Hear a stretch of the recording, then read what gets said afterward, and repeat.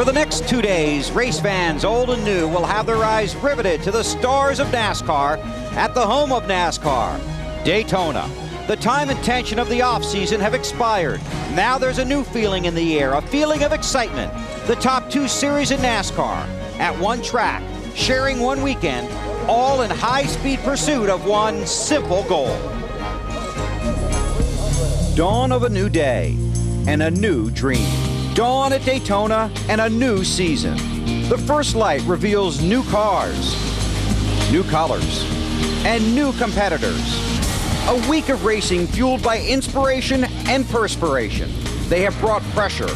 They have delivered fan-pleasing performances.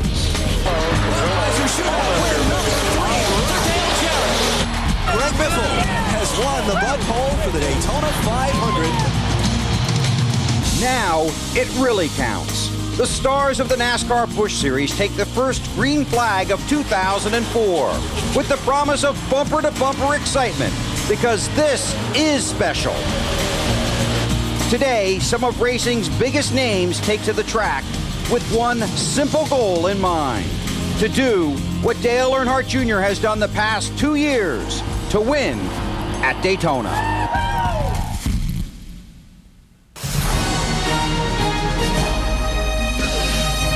Green flag.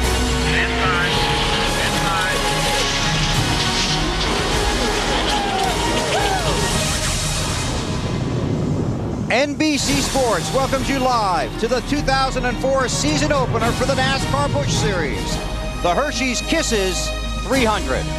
Hello everyone, the NBC Race family welcomes you to Daytona. I'm Bill Weber. Happy Valentine's Day. Believe it or not, we begin the season in the hurry-up. Rain and lots of it is forecast for late this afternoon and into early tomorrow morning. The start of this race has been pushed up to 12:33 Eastern Time. That's about a half an hour from right now.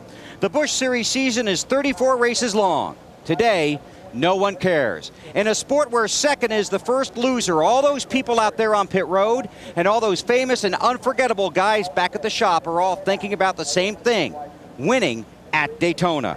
This field is a bunch of past champions and future champions. We start with that story, and it's a pleasure to send it out to my pit road colleague, Matt Yocum.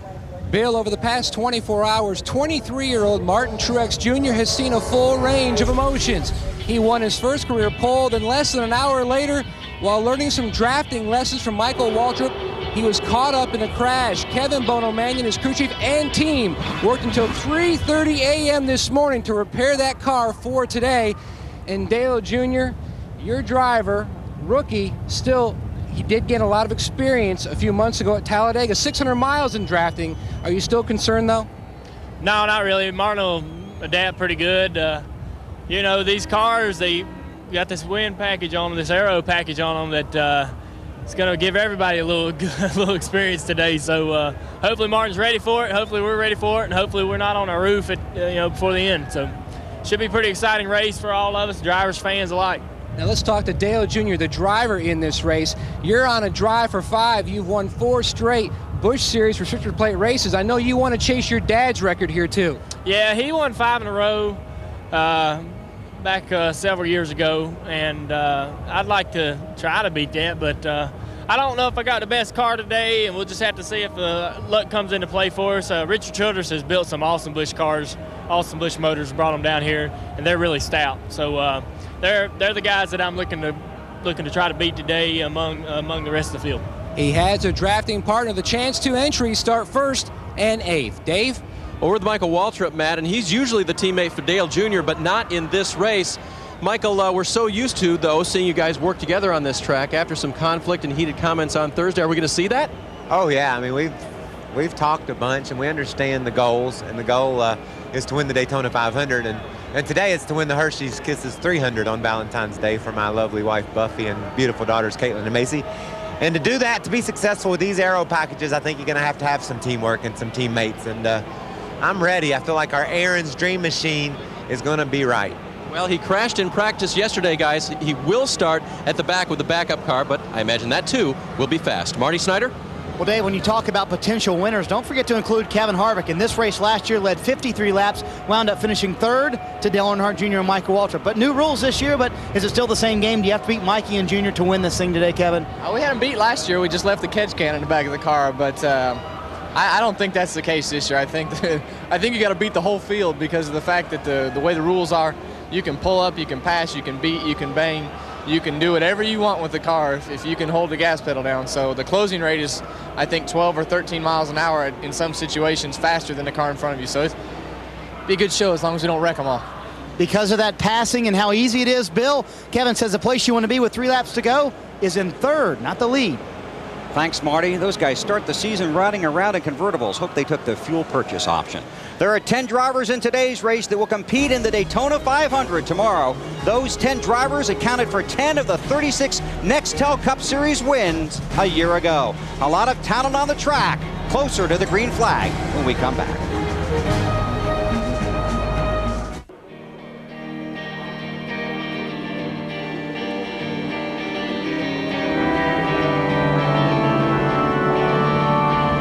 I give you this ring. I give you this ring. Gene, would you give your bride a huge Hershey kiss? So kiss me. And now the happy couple, Terry Lewis and Gene Conson. Since they're in victory lane, they just had a champagne shower. They won the gown, they won, well, the tuxedo, I guess they didn't win, but the whole trip, airfare, everything. But I want to know who was more excited, Terry, you or Gene, when you found out you'd won? I think he was more excited than me. Why is that? He a bigger race fan? No, not necessarily. He's just been a race fan longer. You know, Gene, there's going to be a lot of people at this reception, like millions now. Oh, exactly. I love it. I can't wait to meet them all. All right, well, there they are right there, Gene. Wave to them, guys, because they got married right here in Victory Lane. And, Bill, do you believe that this is a great way to start your speed weeks? I do. Yes, very good, Dave. And I do agree with you as well. Our NBC colleague Wally Dallenbach starts 25th today in the Mr. Clean Auto Dry Car Wash Pontiac. Wally hopes to win the race, but earlier this week, he had to pay off and clean up after he lost a bet. Now, I know the other night Earnhardt Jr. said you were the king of cool, but this isn't your car. Well, I was going to bring a bus, but I decided since Junior gave me the nickname King of Cool, what's more cool than a Corvette? So, and it's small. And it's dirty. And you lost the bet, you got to wash the thing. You're right. A bet's a bet. You go wash it. But there's a kicker. It's not clean until he says it's clean. Car wash. Working at the car wash, yeah. Come on and sing it with me, car wash. First, you got to rinse her down. You have this on the beach? Just made one little trip down the beach, just so I get it nice and dirty for you. Don't forget this soap back here now. Come on. Okay. Okay, boys, I'm finished. All right, Mr. Clean, let's check him out. What do you think? For Wally, that looks good to me. To get your stamp of approval? Kept it clean with Mr. Clean. BP, bet paid. Congratulations. Nice job cleaning up BP's car there, Wally. But can you clean up the field today and win this thing? I think we've got a pretty good race car. It's just yesterday in practice, it was complete madness out there. And there's some guys talking about dropping back and getting out of it and waiting for the big wreck to happen. So you one of them. I have talked to a few people about that. So I don't know what we're going to do. You know, the racer in you says, no, go to the front and get to the front, and hopefully the wreck will happen behind you.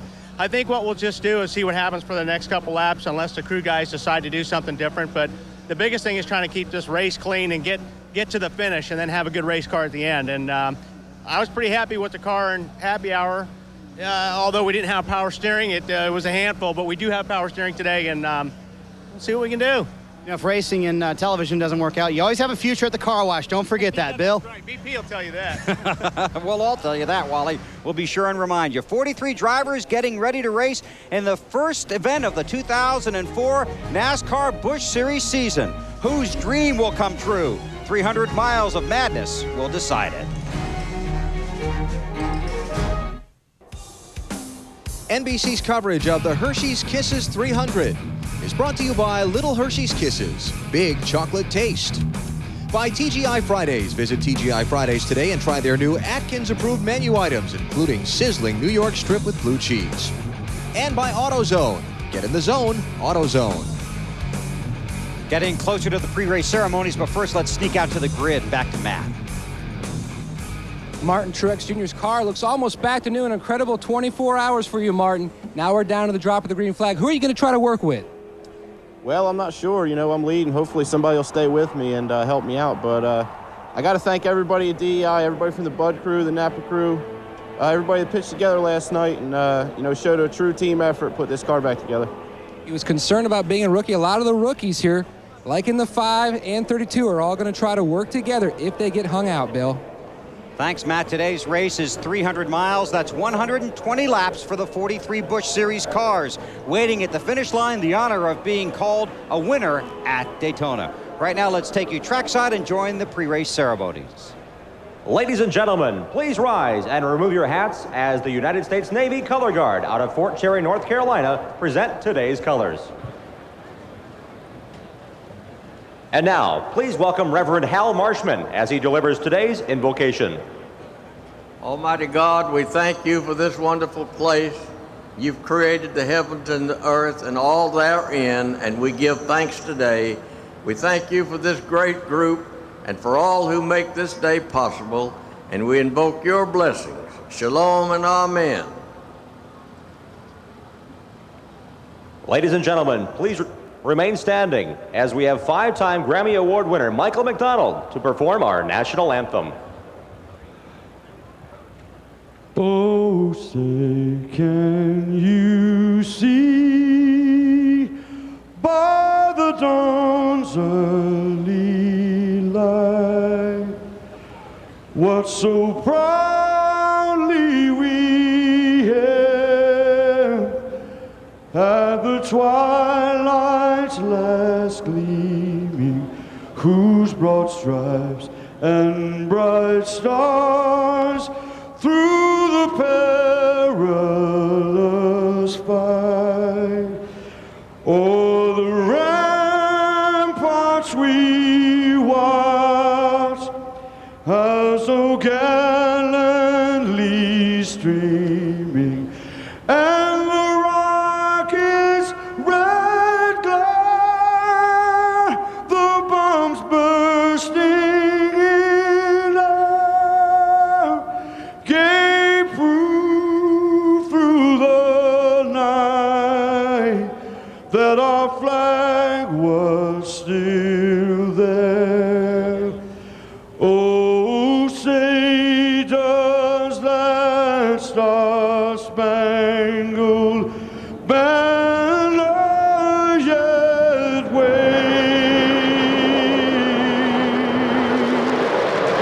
o'er the land of the free and the home of the brave. Thank you, Michael, and let's hear it for those 4 U.S. Navy BF-31 Tomcatter F-14s out of NAS Oceana, Virginia Beach, Virginia. Ladies and gentlemen, welcome back our Grand Marshal, Ashley Smith, for those most famous words in motorsports. Gentlemen, start your engines!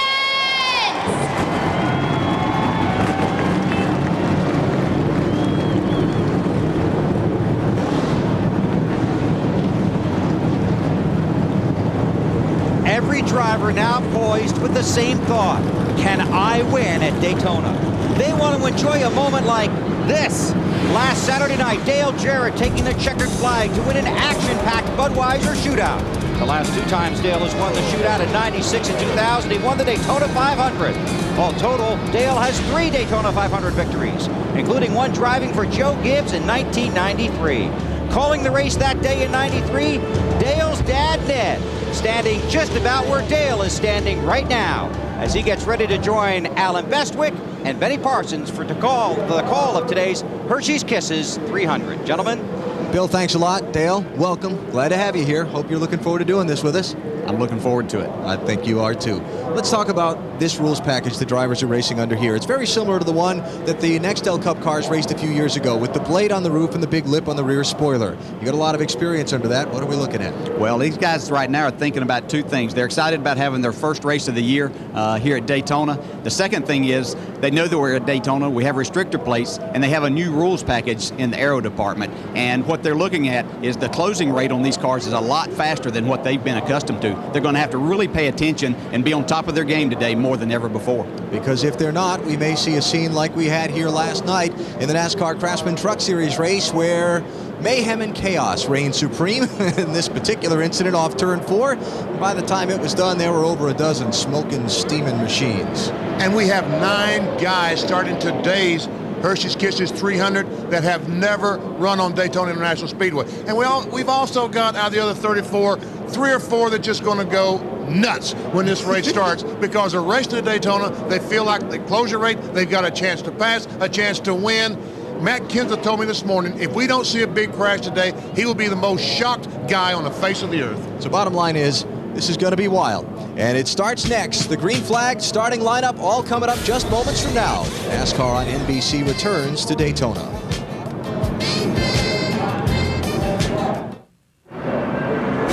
The Hersheys Kisses 300, the season opener for the NASCAR Busch Series, about to begin at Daytona International Speedway.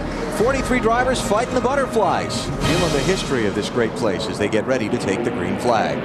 Let's show you the 43 drivers in the starting field. Martin Truex Jr., one of the 9 drivers in his first ever Daytona race, starting on pole position. And while you look at the rest of the starting grid, let's take a chat with one of the drivers in the field who's got a lot of laps here. And Matt Kenseth is starting 29th. Hey, Matt, Benny Parsons, you got me? Got you, Benny. So when they throw the green flag, are you going to try to go forward and win the race or go backwards and miss the wreck? I have a little radio difficulty here, but I think I'm going to try to go. I don't know what I'm going to do. I might just hang out in the back for a little bit and see what happens. With these rules, the Busch Series guys don't have a lot of experience with them, and might just want to hang out in the back for a few laps and see how it's going to shake out and see if it's going to be a wreck or not. So I don't know. Whenever you try and do that, it backfires. So I'm just going to kind of play it by ear and see what happens. Well, good luck to you, bud. Benny, we'll need it. Matt Kenseth set to start in 29th position today. Big field of cars came here to Daytona trying to qualify for this race. 11 failed to get into the field. You see the long list there, including Mark Martin. Not able to get into the show. And a couple drivers dropping in the back. Michael Waltrip in a backup car. Josh Richardson with an engine change. We're going to take one more commercial break before the start so we can show you as much green flag racing as possible. The start when we return to Daytona on NBC.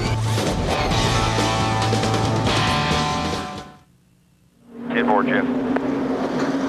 Hey, Wally, is that you? Hey, welcome back to Daytona, BP. I got a pretty good seat here. Where is that camera? Yeah, it's going to be pretty interesting. It was pretty hairy yesterday in happy hour, so just going to try to be careful, see what develops, take it from there.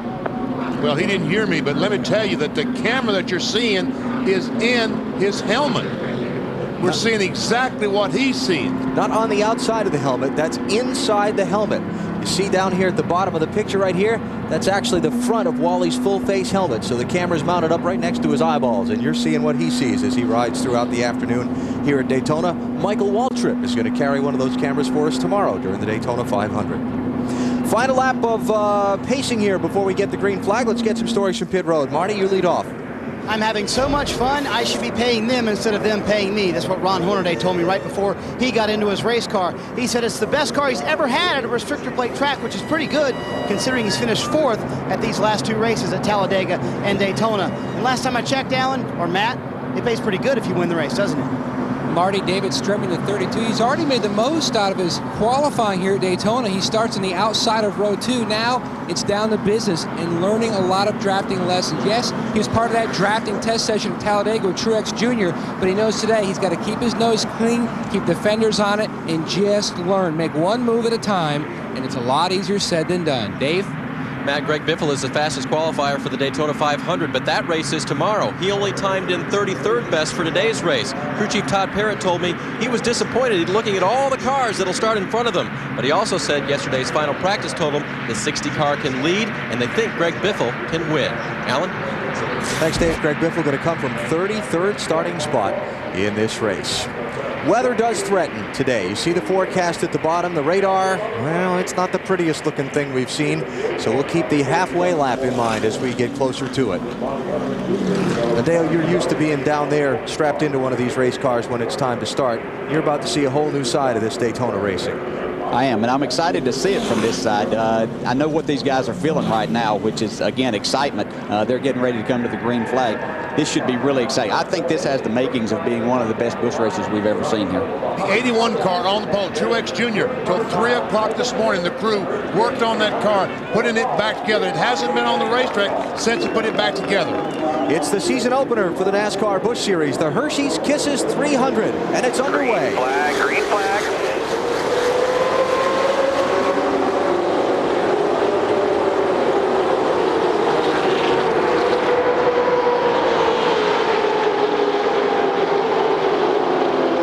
King of Starts, Ron Hornaday in the 2 car did not get a very good start. Maybe he's laying back to try to get a run on the 81. Well, you know, it's always difficult being that guy on the outside of the pole because you can't beat the guy on the pole to the line, so you're never really up to speed quite as good, but he'll get a good push here going down the backstretch.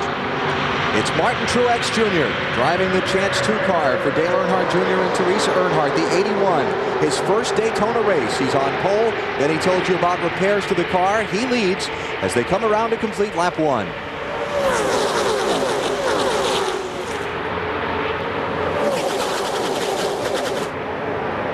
Kevin Harvick pushing up to the inside of his Richard Childress teammate Ron Hornaday. Harvick in the silver and orange car to the inside. And Hornaday in the blue number 2 on the outside. Little 3 wide farther back. Jason left for the 0-0 going to the high side. The red and white car trying to go by Dale Earnhardt Jr. Puts Jr. in the middle. Not a spot you want to be, is it, Dale? Not at all. In particular, not at this point of the race. But there's a lot of times that middle will open up and you see Dale Jr. taking advantage of that right now. And Jason Leffler headed backwards. So he has no one to go with. All the cars moved down to go with Jr. and left the 0-0 out to dry. And speaking of left out to dry, new leader, Kevin Harvick just swept around Martin Truex Jr. Harvick is out in front. Oh, man. Here comes Hornaday on his teammate. Well, maybe he'll go back in line and work with him instead of around him. Here comes Jr. and the 8 car trying to go on the outside with David Strimming, the 32. Marty, what do you have for us? Kevin Mannion came on the radio when Martin Truex sat in the race car and said, listen, you've got to remember one thing, trying to calm his young driver down. This car should be just as good as it was yesterday. Trust in it, believe in it, and remember how good it was before it got wrecked. It's Dale Jr.'s car. We're on board now. I had a similar situation in the year 2000 here in the very last practice session. We got a little bit close. Matter of fact, it was right at the end of it, and my car got turned sideways down in 1 and 2 and messed up the front air dam. Our guys worked all night, only got a couple of hours sleep, and we were on the pole, and we came back and pretty much dominated that race. So Martin, I know, is just filling the car out right now, and I'm sure that he'll have an excellent day. See that blue car on the outside lane? Looks a lot like Jimmy Johnson's car in the NASCAR Nextel Cup Series. That is a Hendrick Motorsports car. It's Kyle Busch, Kurt's younger brother, in the 5. This is his Daytona NASCAR Busch Series debut. He's 18 years old, Dale. Yeah, that's incredible. The young man has a lot of talent. Won the ARCA race here just a week ago, and I was very impressed in watching him that day. He's got a little more competition here today, but he's doing a great job. He's not afraid of anything. Not afraid, not at all. He's got a lot of talent to go with that, too. Matt, how about the 5 car? Lance McGrew could not compliment the driver of the 5, Kyle Busch, enough for how he has acclimated himself to the draft. In fact, after practice yesterday, Kevin Harvick jumped out of his car and ran over to the 5. His team members were a little worried, and then they found out why. Kevin wanted to compliment him on his moves. He said, you made a move, then you made a pass. You made a move, then you made a pass. You didn't do a lot of herky-jerky stuff. You looked almost like a veteran out there. And Kyle Busch said, does that mean that you'll help me tomorrow if I need it? He said, I will, because you look that impressive. Hey, look who's up to 11th. Wally. All right. I guess he decided against the float to the back plan. Yes, he did. I know a lot of times when we feel like that these races are going to be a little suspect, you know, we take it easy, don't make some moves, but you can go forward because everybody's a little apprehensive to start with. We'll probably see a little more dicing as we go on, but right now we're just seeing really the outside line going pretty good, and that looks like where Wally is. People doing a good job just trying to let the race settle in before they get too anxious. That's Johnny Sauter, the car directly in front of Wally. Look at that head move around it. You don't realize it. This gives you a great idea and great shot of how rough this racetrack is as you go through the corners and how much you have to work the steering wheel. You're not wanting to do that, but the setups that you have and the bumps that you have here dictate that. Oh. Starting to sort it out single file up at the head of the field. Good start, Wally. Working draft. Kevin Harvick leading the line, Wally back in the 11th spot. And our pole sitter, Martin Truex Jr., has fallen back now to 12th. Marty? And it's not because of the car, the aerodynamics of the car. It's because the car's not handling very well. Very loose on the bottom right now for the 81 car. Dave? Well, Kenny Wallace has been complaining to his guys on the radio that there's a miss in the motor. He said it cuts out at 7,200 RPM just as I'm getting to the end of the straightaways. They flip the ignition box, which is an electrical system that helps, that obviously runs the thing. He said it got better for a second and then radioed back in. No, it's still missing. You had a similar problem in the 125 on Thursday, didn't you, Dale? Yeah, we sure did. Thankfully, we've got it fixed now, but we had a problem where the engine, mine wanted to cut off coming off the corner, and so it's not a fun deal. We change boxes. Very seldom does that work. Sometimes it is the box, but hopefully Kenny can get that problem fixed here today. Robbie Gordon in 55 puts Wally in the middle. Wally moves up, has an outside lane to go to.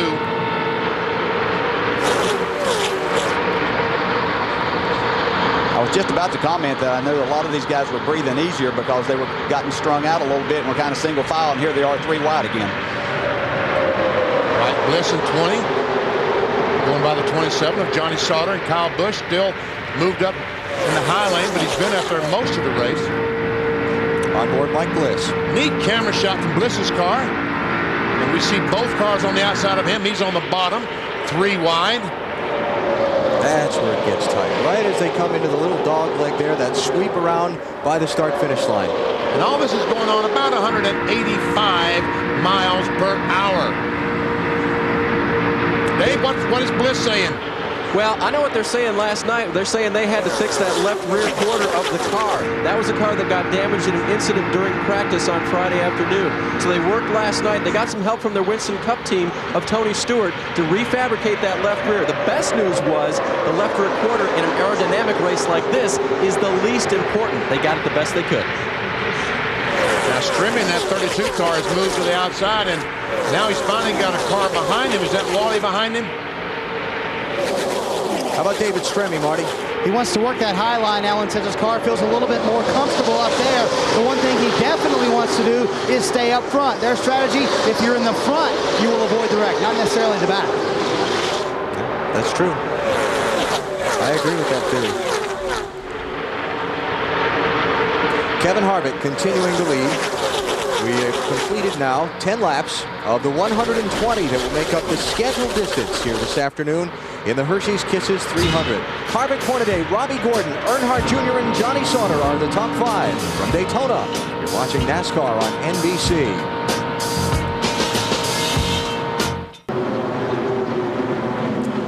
Back at Daytona, the big crash has just happened off turn 2. At least 8 or 9 cars involved. Heavy contact. You see the 33 of Paul Menard, one of the cars involved, and the car with the heavy front end that's smoking straight in front of us is Wally. We see the 38 car of Casey Kane back there. Wally is putting the window net down, taking his gloves off. He was 12th last time by the start-finish line, so it happened right up toward the front of the field. It's Casey Kane in the 38 behind Wally. Mike Bliss is also involved in the 20. Casey's getting out of his car. Let's be. He's okay. Okay, none the worse for the wear.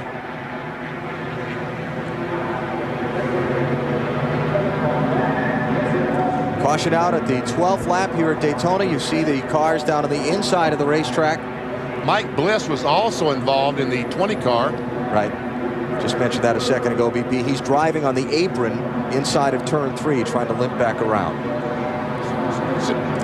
There's Joe Nemechek in the 87 coming back around. Now pay attention to Mike Bliss's car here, the red 20 machine. That one.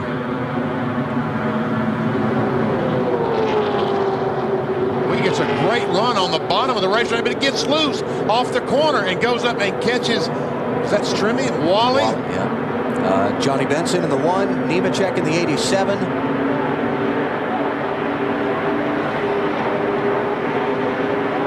One more look. Looked like he just had a big run to the inside of Mike Wallace and then decided that hole was closing up. Yeah, a lot of times you get that feel that you've got a push there and you've really got to run and you want to take advantage of it. And then the next thing, your car starts to push a little bit off of that corner and you jerk the wheel and then the back end goes out from under you and then you're in a bad position, as we can see right here. And Leffler almost got him in the 0-0, but Bliss goes back across the racetrack, runs right in the side of Wally. Now he has no steering. And watch him just go straight down and hit the inside wall. He's trying to get it to go the right, but he can't steer the car. He sees the wall coming, and about this time is when you close your eyes because you're not going to like that. Ouch. It almost looked like the throttle might have been hung on that. You could see the front tires weren't turning there, but he had the brakes on. But, wow, that's a hard lick. This happened, there were about 25 cars in this pack, so it happened kind of right in the middle of them. Dave, what about the 20 car? Mike radioed in right after that he was, you saw where he was in the middle of the track. He said, I got in the middle. He said the back end just came around. I don't know what happened, if the air got taken off of it or whatever, but he realized the back end of the car just came right out from under him. So caution out for this crash on the backstretch. At least 6-7 cars involved. Was that Jason Keller in the 22 car? Or was that the 87 of Nemechek went down toward the inside? Couldn't tell. 87, yeah. On board the 38 of Casey Kane.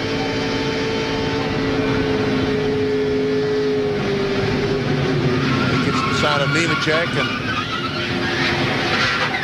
and goes for right. Yeah, that's unfortunate for Casey and Joe. That's from on board Wally's car. Open. One car down low. Middle's open. Tell you that. Well, hey, just wipe this out, guys. Wally, you okay? The engine wasn't, the throttle wasn't hung. Just couldn't stop it. Yeah, it just can't get stopped. Because he'd knocked the brakes off when he made contact with that car. You know, you like to run that high line a lot of times to keep the car wound up and it can go. Sorry, but guys, no the place thing I always hate about being in the high line, if something does happen, you have nowhere to go. You're there. And just like we saw with Casey Kane and Joe Nemechek, they were both probably okay just trying to avoid. Joe just moved down to try to avoid the accident. And Casey happened to be there trying to go to the bottom too and took both of those out. It's on board Mike Bliss's car. Oof. Johnny Benson. Got the back here, front too hard. Now you know how those bowling pins feel in the bowling alley when they start banging off each other.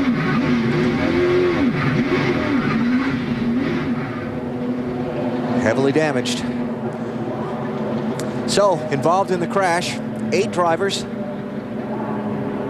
You see the list there. A few of them drove back around to pit road. Johnny Benson, Joe Nemechek, C.W. Smith all drove back around to pit road, but some pretty heavy damage to all of those cars. So the crashes happened. As feared, Mike Bliss getting loose in traffic. By the time it's done, 8 cars in a smoking heap on Daytona's back straightaway.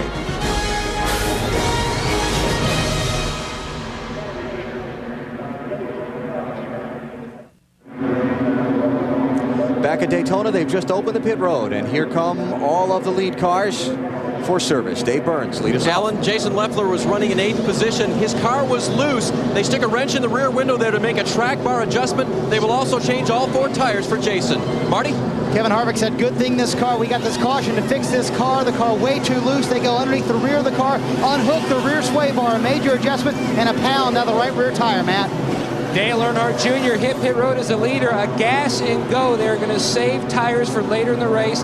Even though he ran through some debris, they feel like those tires should be okay. He says the car is very good. His big concern, where was Martin Truex in that crash? Because he knew that he was back there. They told him he is fine. Johnny Sauter ran through his pit box on the pit lane. Yeah, I happened to be watching that, and Johnny came in running third and just got in a little bit hot. That first pit stop's always hard to judge, and slid right through. Actually hit his tire carrier, but it looks like they were able to complete the stop. Dave, go ahead. Alan, as we ride on board with Greg Biffle, his car also very, very loose, and they made a track bar and a wedge adjustment to try to fix that for Greg. Remember, guys, we've been hearing all week about tight race cars. That's the second one that I've heard about that's been actually the third one that's been loose. All right, so Greg Biffle rejoining the race. We'll check his running order here after the shuffle of pit stops. Watch Johnny Sauter's car. Right. Oh, no, that's a different thing. That's Ashton Lewis getting tangled up with Matt Kenseth. And going around backwards. Here's a 17-year on board with Matt Kenseth as he runs in the back of Ashton Lewis and probably does some damage to his grill, the front of his car. It's tough to pick out where you're supposed to be and easy to drive by it. Yeah, it really is, and you know you're concentrating so much on your board. You know, a lot of times I try every race to make sure that I know who's pitting around me, and my spotter Bob Jeffrey does a good job of letting me know who's going to be peeling off in front or if they're going on down. And unfortunately, there Matt was probably just looking ahead and didn't realize that Ashton was going to his pit that quickly. So the new leader of the Hersheys Kisses 300 is Michael Waltrip. We'll reset the field for you as the cleanup continues at Daytona.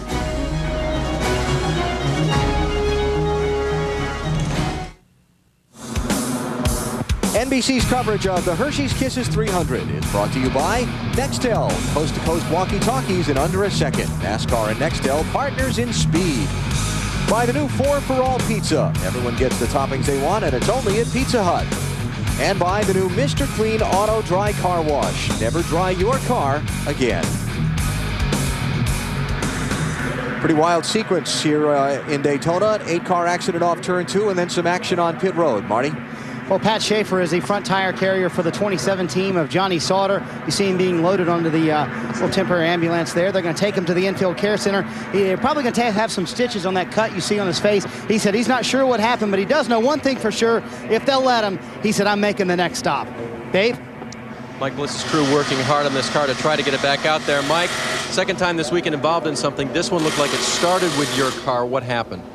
Yeah, you know, sometimes you're in a wreck here and it's not your fault, and I'll take the blame for this. I just coming off it too, it broke loose, and it hadn't been loose. It was handling pretty well right then, and I kind of moved up the racetrack right there to try to get up on the high side, and it just unloaded. The rear tire just unloaded real quick, and I couldn't save it. And I hated to take out all the cars and stuff, but I don't know. I hate it for these guys, and I hate it for everyone else I took out. Mike, it was just starting to sprinkle over on pit lane. Was there any sign of moisture on the track at all? I don't know. I don't think so. I mean, I didn't see anything. I think it was just a cause of where, I don't know. I just got loose and took everybody out. All right, Mike, very disappointed, obviously, with what's happened here, guys. He's out at the Hersheys Kisses 300. Alan? All right, Dave, a lot of work going on back in the garage among a lot of cars. Joe Nemechek's, Johnny Benson's, Bliss's, Wally's, Casey Kane's, and Paul Menard's have all been towed off the racetrack into the garage area. Check out what happened on pit road. We talked about Johnny Sauter running through his pit box, and we just talked with the crew member there a second ago. Watch the spot shadow there. That's Sauter's car. We see the coming to pit road and just keeps on going. And look at that guy do the header on pit road. The fellow that Marty just showed us. Man. I can tell you from a driver's standpoint, that's a terrible, terrible feeling. Unfortunately, had that last year at Indianapolis. That you see young men like that talking about he's ready to come back if they'll let him do that. That's the type of people we have in this sport. But your first stop here, you've been out here running 185, 190 miles an hour. You're not using any brake on the racetrack. Sometimes you forget to warm them up coming in, and then other times you just don't realize that you're going faster than what it seems on that pit road, and so you go to lock the brakes up or to slide into into your pits, and it's just hard to judge that. And there we see the rain hitting the camera. And, I got to give Mike Bliss credit for talking to us, because, when something happens to your car, you feel badly. But when you take other cars out with you, it just doesn't get much worse than that. No, it really doesn't. And, we've all been in that position. And, all he was doing was just trying. He saw a hole there. He said his car was working well up high. He wanted to go there. And he just made a move. And, unfortunately, those things are going to happen sometimes. You don't want them to. You're just trying, and you can't blame a guy for trying. And then you have to give him credit for getting out and taking the blame there. Didn't put it on anything else. And but he's a really good race driver, and he'll have another chance here at Daytona. They finished cleaning up the accident scene in the backstretch, but you can see the rain peppering the onboard camera lenses. So right now we're in a holding pattern under this caution here at Daytona, though the reports are already coming in that the weather's lightening up around the backside of the track. Dave? Alan, Joe Nemechek is working on his car with his crew. First of all, are you okay, and what'd you see? Oh, I'm fine. I'm pretty mad right now, but I'm still smiling. Just the other drivers and crews out here need to figure out how to work on their cars. I mean, people were out there sliding sideways. They're out of control, and maybe it's a rule package, but I thought the rule package was pretty good. The 20 car just got loose up in front of me, and man, he took out half the field. Just there's nowhere to go. I was right behind Wally. I was trying to push Wally back to the front, and just one of those things. It's not good. I mean, people got to learn. Joe, who do you share your anger with? The other teams? Do you go to NASCAR? Where does this go from here? I don't know. I'll raise some cane everywhere I can. I already went and saw Mike Bliss and said, fix your car, and he's like, well, it was driving good before it spun out. But, yeah, and we went through some of this stuff with this package before on the Winston Cup cars. But the Busch drivers, that's why it's a Busch Series. It's not the Winston Cup Series. And we were fortunate. I mean, we had some big wrecks over in Winston Cup, too, but it was mainly at the end of the races. But just at the beginning of a race, people got to use their heads. It's uncalled for. All right, guys, the voice of experience, Alan. He's just angry. Frustrated. And we gave him a way to vent, so we've helped Joe Nemechek out immensely, We have helped Joe. And obviously, being a former winner here, he was looking forward to having that opportunity again. Dave said, who do you go to next? Well, he just went to several million people and stated his case. 8-car pileup off of turn number 2, and now rain has us under caution at Daytona International Speedway. It's the Hersheys Kisses 300 with 20 laps of 120 incomplete. Watch this. This is going to hurt tomorrow.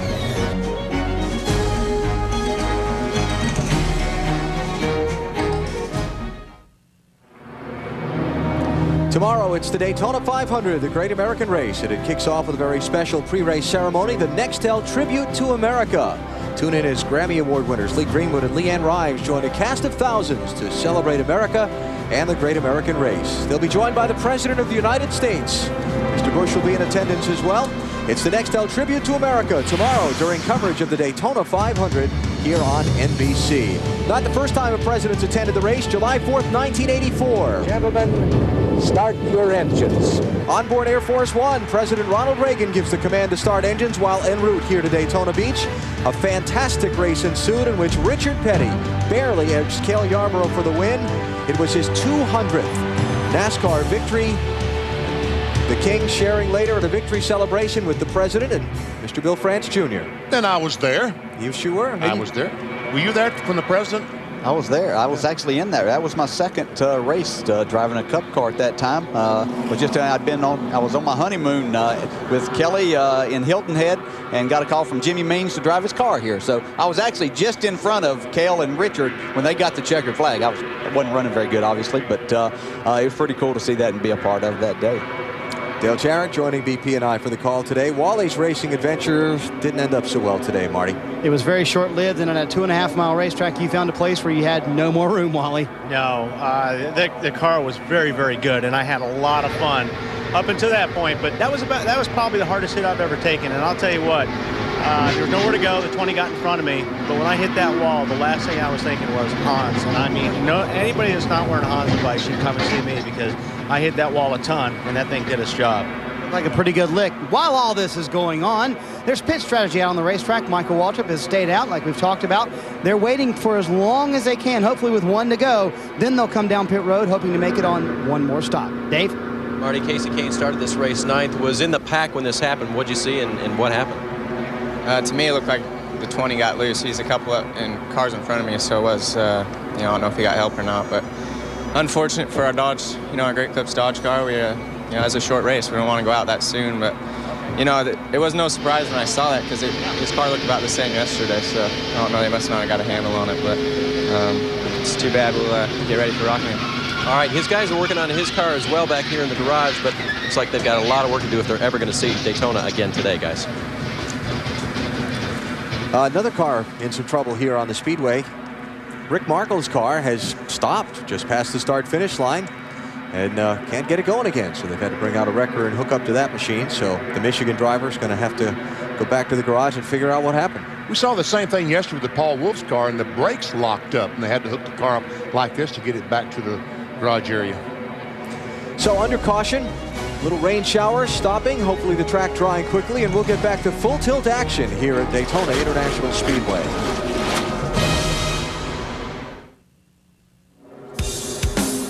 NBC's coverage of the Hersheys Kisses 300 is brought to you by Craftsman, the official tools of NASCAR, available at Sears. Craftsman makes anything possible. By New Levitra, new choice here now. Ask your doctor today. And by Little Hersheys Kisses, big chocolate taste. Rain has stopped. They're getting ready to go back racing in about another lap and 3/4. Remind you that you can get more in-car camera action with NASCAR in-car on in-demand. In-car camera channels with virtual dashboards, real-time in-car data, and live team audio. If you got digital cable, call 1-888-SPORTS-IN and order the season package. So you could be riding along, looking at that shot, and listening to the driver communicate with the crew about what's going on. They could listen to you tomorrow, maybe, DJ. They can, yes. Just like me. That's what I do mostly is listen. I talk a little bit occasionally. They ask my opinion, but do a lot of listening. More drivers down in the garage, Dave.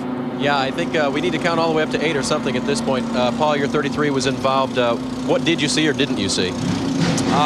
Just a lot of 3-wide racing, side by side, and they're getting kind of aggressive for being so early in the race. And I guess I was on the bottom, Bliss was in the middle, and I guess he lost or something, and just blocked the track, and we just got stuck in the middle of something we didn't do, I guess. No hole for you to go through? No, there wasn't. I tried shooting the gap. There was 2 cars blocking the track, and I just tapped. I think it was Bliss. We just hit just a little bit. Then it started sliding, and we nailed Nemechek pretty good. Okay, both drivers okay, though. That's a good news, Marty. Dave, it's just amazing how quickly this track bottles up. Anywhere for you to go, Johnny, and what was your view out of the windshield?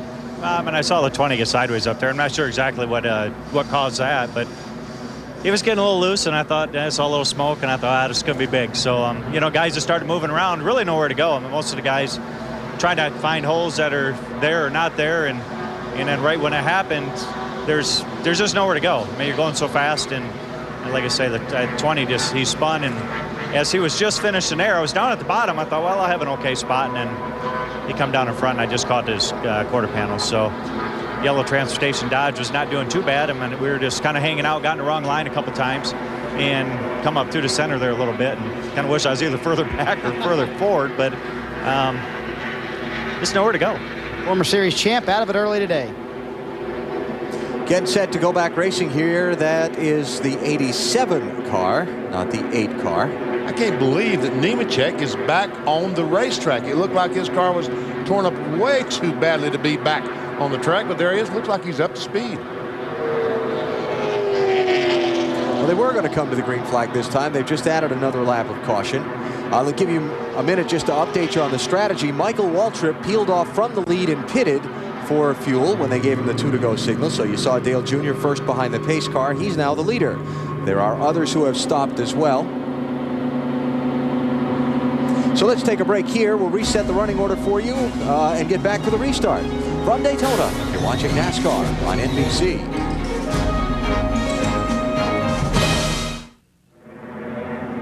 Back at Daytona International Speedway, the restart has been waved off. Just a couple of more drops of rain over there in turn 2. We're so close. We're only about 5 or 6 miles from the Atlantic Ocean, but I guarantee you on the beach, it's not raining now. That's Florida. Hey, log on to NBCSports.com. BP's got a preview of tomorrow's Daytona 500 he's written there for you. And got a lot of great rookie drivers coming into the series this year. I've kind of written a little profile on each driver, let you learn something about them if you're not familiar with them. It's NBCSports.com. And in that preview, I said that the Yates cars are going to be better this year than last. Well, we appreciate that, and we certainly plan on being better. And Daytona has got us off to a good start. Elliott's been really fast since he got here.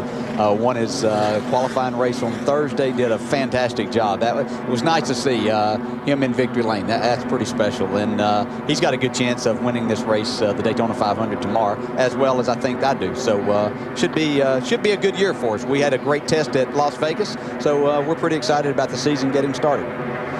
Dale Earnhardt Jr. is the leader as we continue under the caution flag, hoping these few pesky raindrops will leave us shortly. Let's check in his pit, Matty. The Bud guys from the Nextel Cup Series running the operation for Dale Jr. wearing Oreo colors. Tony Jr., you pitted gas only. What is your scenario now for when do you want to make your next, and will that be your final stop? Yeah, we can make it on one stop from here.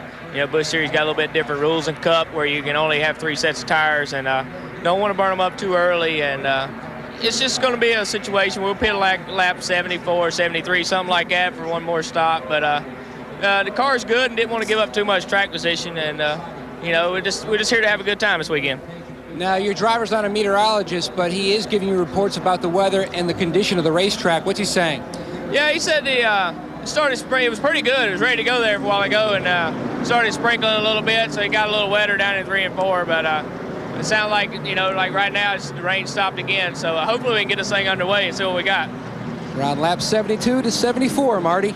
Well, Matty, about 3 laps before this caution came out, Kevin Harvick was leading. Now you're all the way back in 19th. Rick Vyers, the new crew chief for Kevin Harvick. What's going on with the car? It's not that big of a deal. I mean, we know Kevin can get back to the front. We had to make some big changes. The car was really loose, he said. So we took extra time and unhooked the rear sway bar. So it's not your normal adjustment you make on a pit stop, but it's something he really needed to do. That's a big adjustment, but the decision to run the rear sway bar in the first place was why? To help the car free up. Usually we get a little bit tighter here, but with this new package we've got with the wickers and the roof deflector, it's a little bit different. So we're trying to get used to it right now. That's one of the things you can do when it's too tight. You can run a rear sway bar that will loosen it up and make it drive a little bit better. Isn't that right, BP? That's exactly right. What he's talking about is this little strip right there on the roof of the car. That's an air deflector. And believe it or not, that puts some downforce on the front of the car here and makes the car a little bit looser. The Nextel Cup cars are complaining about being too tight.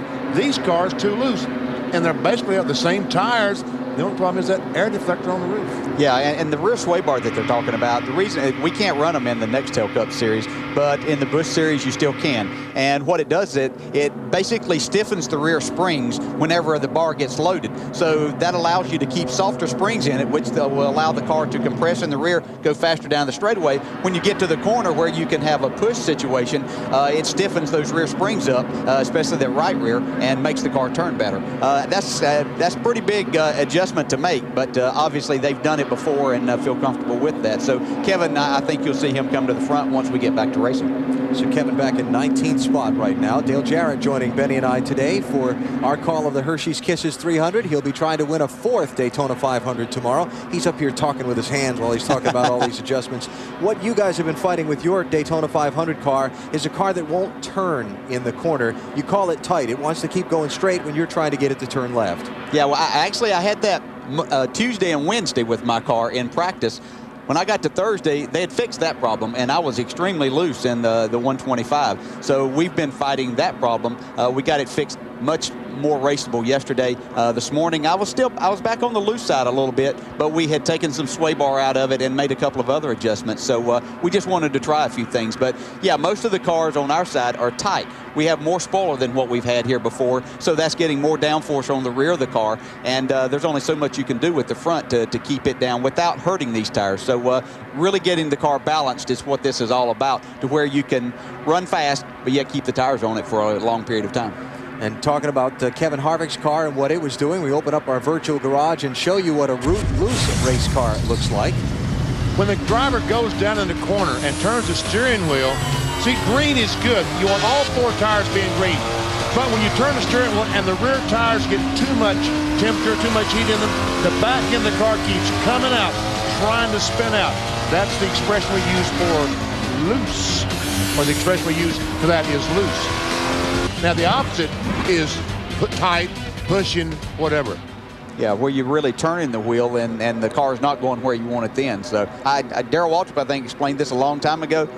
If the car is pushing, you hit the wall with the front end. If it's loose, you hit it with the back end. So just give you an idea. But here, driving a loose race car is so much more difficult because the racetrack has a lot of dips in it. We won't call them bumps because it's not like you chatter across them, but it's got dips in it just from years of racing on it. And when you hit those, if you have any looseness at all, the front end goes down, gets a little bit of a grip there, and then that's when you lose the back end, and then that's when you start correcting. And if you're in the middle, such as Mike Bliss was, then you're really in trouble.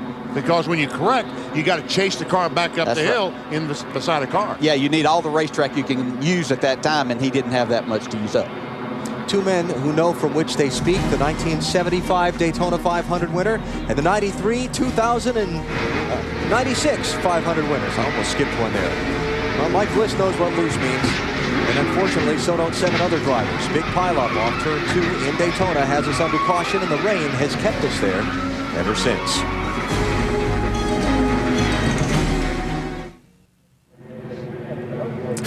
I have 3 words to describe what's happening now here at Daytona. They would be? Not too good. The rain is forcing NASCAR to bring the cars down the pit lane and stop the Hersheys Kisses 300. It's not raining heavily, but it's raining enough that they can't race in it at 185 miles an hour. And you see the crews put in tarps on their pit box to try to have that as dry as possible for those cars to come in so they don't slide through their pit, because that is against NASCAR rules. You have to be inside that box. It's a penalty if you pit outside of it. So that's why they're trying to keep those pit boxes as dry as possible. So at 1:26 Eastern time, the red flag waves here at Daytona. We've never gone back racing after a caution that came out at lap number 13. An 8-car pileup off turn number 2. I show you this again from Wally's perspective because it's time for me to talk about fear factor. That'd be a big fear factor right there. No doubt about that. Looking at that wall coming up quickly. Ouch. Wally and Casey Kane both in the 38 hitting the wall about the same time. But Wally a little bit harder. And now this is the anger factor here. Yeah, it takes off the steering wheel and just kind of throws it. You have a choice to lay it up there, or if you're really angry, you throw it. So he chose throwing. So it leads me to tell you about Fear Factor, the Couples Championship, Monday night at 8/7 Central on NBC. You won't believe what some people will do to win $1 million. I know what some race drivers will do to win $1 million. The Fear Factor's Couples Championship, Monday night, 8/7 Central here on NBC. That's about what it pays to win the 500, right? A little over $1 million. A little over $1 million, yeah, which is just incredible. Amazing that we have that opportunity, but you'll see some guys taking some real chances tomorrow afternoon to try to win that $1 million. But you know what? I mean, you've won. You have 3 of those trophies on the mantle. But I talked to Brian Vickers, who's 20 years old this morning, and he said, if somebody helps, we were talking about the veterans will not help the rookies very much. And he said, if somebody will help me tomorrow, I said, it's worth some money to them, right? He said, they can have my share. I just want the trophy. I agree with him. I just want another trophy. I could really, if someone hadn't told me how much it pays for the race tomorrow, I probably wouldn't know, because I don't look at the entry blanket and not concerned with that. It's about having those Daytona 500 trophies on your mantle, as you well know. There's nothing like it. We can talk about, all of these other races, but there's nothing like winning the Daytona 500. But on Monday, you pick up the entry blank to see how much it paid if you win. Well, it's kind of nice, yeah. You pick up the paper and they got those big numbers out there. There's nothing wrong with that. Dale Jarrett's name is on the Harley Earl Trophy for the winner of the 500 on 3 occasions. This was 1993. Yes. Cut by Dale Earnhardt coming to the white flag. Yeah, that was pretty special there to pass Dale. Then I had to hold him off here for about 23 laps, and he tried everything in the world, but I had a really fast Ford that day. 1996, and then in 2000. I was able to get by Johnny Benson on a restart. Johnny had a fast car, but we had a restart with about 3 laps to go, and was able to pass him coming out of turn 2. And Dale Jarrett going for a 4th Daytona 500 victory tomorrow afternoon. NBC coverage starting at noon Eastern time with Discover Card Countdown to Green. We have a fantastic pre-race show lined up for you, and that's all just before we get the green flag and the beginning of the action. Well, the drivers have been allowed to park their cars and cover them up, and Matt's been allowed to go out and talk with Dale Jr. We'll peek inside Dale Earnhardt Jr.'s race car. First off, give me a grade on your race car at this juncture early on. It's a lot better than it was yesterday. We really didn't change nothing, and sometimes that's just the way it is. But the car was awesome, and one of the best cars on the track right now. Me and Robbie worked together a little bit, then I passed him for the lead, and we're just having some fun. He's got a pretty good car. All of Richard's cars are real good. He builds a strong motor down here. So I look forward to racing them all day. If we can stay out of trouble and we don't have any bad luck, we'll be there at the end. You love racing on the restrictor plate tracks in the Busch car, don't you? Well, just a lot of fun. I mean, it's not your typical kind of racing, and I like it because it's more of a mind game, you know, than just who's got the best car or the best driver that day, you know, because we all wake up on a different side of the bed every once in a while, but when you come to Daytona, it's pretty much anybody's game, and I like that factor. I like the drafting. I mean, there's not many tracks where you just catch a run on somebody and just blow by them and keep on going. It's just amazing to feel the draft that these cars create. Little Shane was telling me the next thing I need to do is drive a truck. He said I really wouldn't believe that shit. So I don't know, you know, I'm just really excited to have opportunity. I'm thankful that me and Teresa could put this team together. Hopefully Martin can get his car going in the right direction, and have a good day for both of us.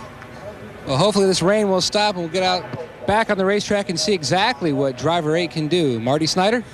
Well, Matt Dale Jr.'s talented young protege here, Martin Truex Jr., getting ready to unbuckle and get out. I know the question you wanted to know before the race that everybody wants to know now, was the car as good as it was in practice before the wreck? Yeah, I think it was. You know, I'm just still out here learning and chilling out, trying not to get in any trouble.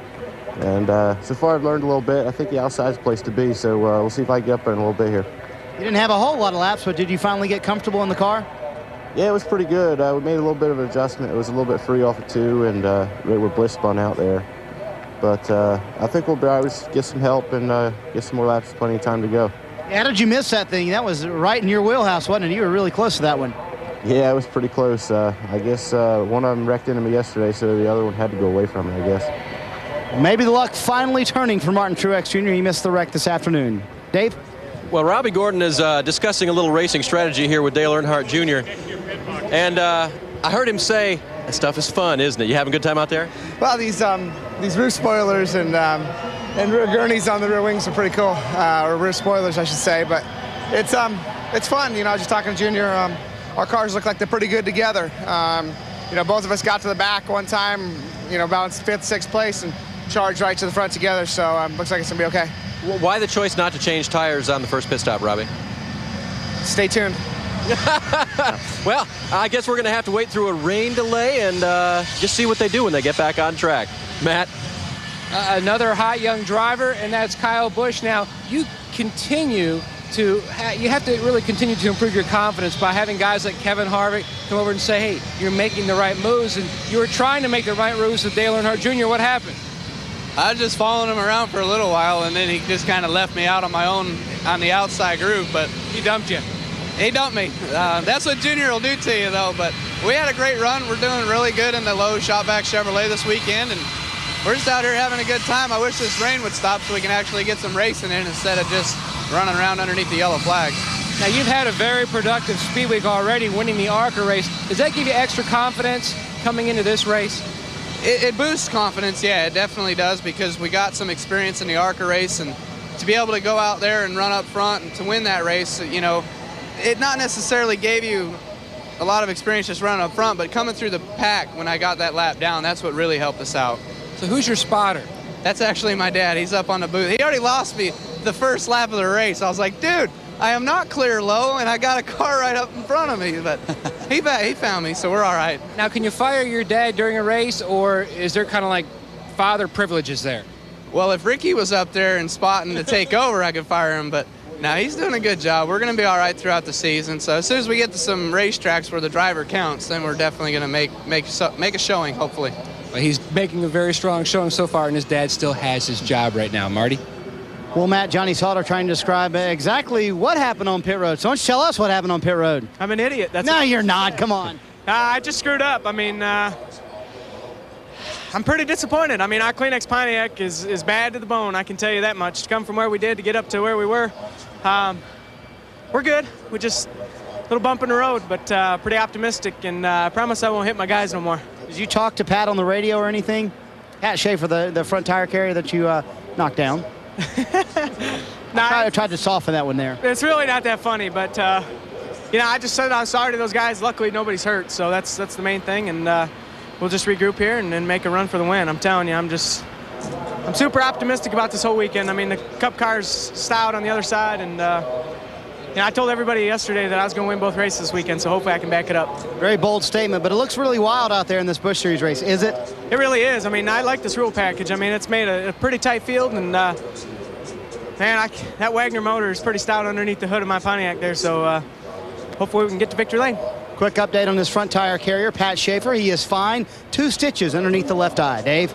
With Mike Wallace now, who always seems to run here good at Daytona, coming off of a 3rd place finish last night in the Truck Series race. This is a little different game. How's your car running? My car's really good. We took a little bit of gear out of it since yesterday's practice, and that probably hurt us a little bit when you got to roll up out of the throttle a bit. A few guys got loose, but our car handles extremely well. It's very neutral, and I look forward to driving the Geico car right to the front and trying to win this race. I think we got a good enough car to do it, and as you know, the speedway racing all depends on what line you get in and who's pushing you and all that, but really happy about that, and you know, everything's good. And who you go with. We saw you talking with Junior as well. He's kind of a continuing theme in my interviews here. He is a continuing theme. My theme with him was I told him I needed to lead a lap for 5 points. Could he help me if we got there? We knew what we were doing, you know. I mean. And his answer? And his answer was, get there and I'll help you, you know. But I mean, he's not gonna. It's kind of like, roll back, let me lead by a foot at the line for my 5 points, and we'll go on. You know, we're gonna run the whole series this year with Geico and Sport Clips on board, and so 5 points every race, and I think that's times what 34 is 170 at the end of the year. So we got to figure out how to lead a lap every race. Hey BP, you still up there? I'm here. Hey, maybe you can help me with the golf game that way. Next time we both chip up onto the green, will you help me then? You mean give you the putt? No, you got to make them all. Oh, okay. Dave. Okay, so Mike's going to have to actually get up there in order for Junior to let him by and leave 5 points. There's no gimmies. No gimmies in He this says business. there's no gimmies, Mike. I know. Just tell BP that that was just a conversation with Junior. Just not a deal? No, because I'm hoping I can just drive by him. And as BP says, I'm going to put myself in the box, BP. That way you have to talk about me.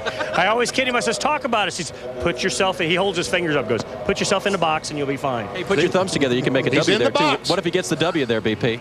Hey, he would definitely Victory be in the lane, box. A win, huh, BP? That'll be in the box. Come on, now you got to talk. BP, talk about him if he's up there, all right? I will. We'll talk with Michael Waltrip and others when we come back to Daytona International Speedway. We're under a rain delay in the Hersheys Kisses 300.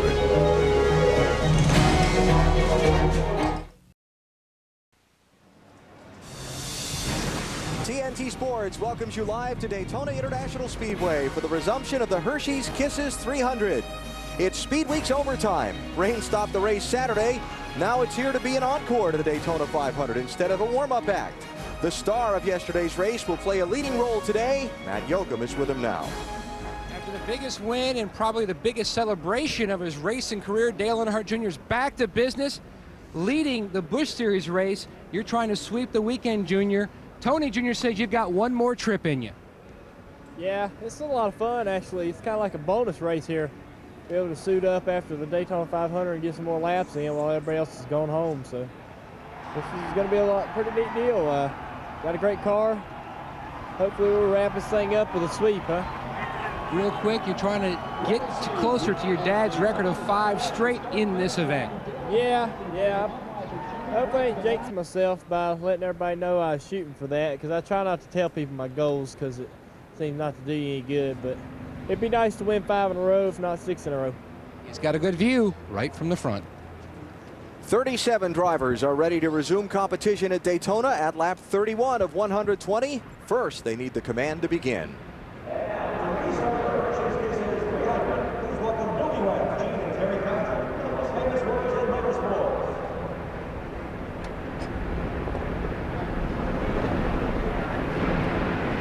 A little microphone malfunction on a Monday, but they did say, gentlemen, start your engines.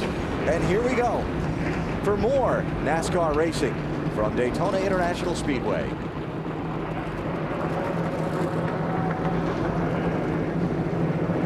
beautiful day here on Florida's East Coast. Sun is out, a little bit chillier than it was for yesterday's Daytona 500, but still a very nice afternoon, especially compared to what it's like in most of the eastern United States. And you see a good crowd has turned out on hand to see today's Hersheys Kisses 300. Let's check down on pit road before we get things back going again. Here's Marty Snyder. Alan, one of the favorites to win the Daytona 500 was Michael Waltrip, but of course he had the vicious crash yesterday. It's probably been replayed more than anything in the Daytona 500. Here it is again for you. Michael going over on his roof several times, tumbling 5 times, and eventually the car ending up upside down. You would think after all that the 6'5" Waltrip would be at least a little sore this morning, but Mikey was not sore. In fact, this morning he jogged over to his souvenir trailer, signed autographs for an hour and a half, and then jogged back.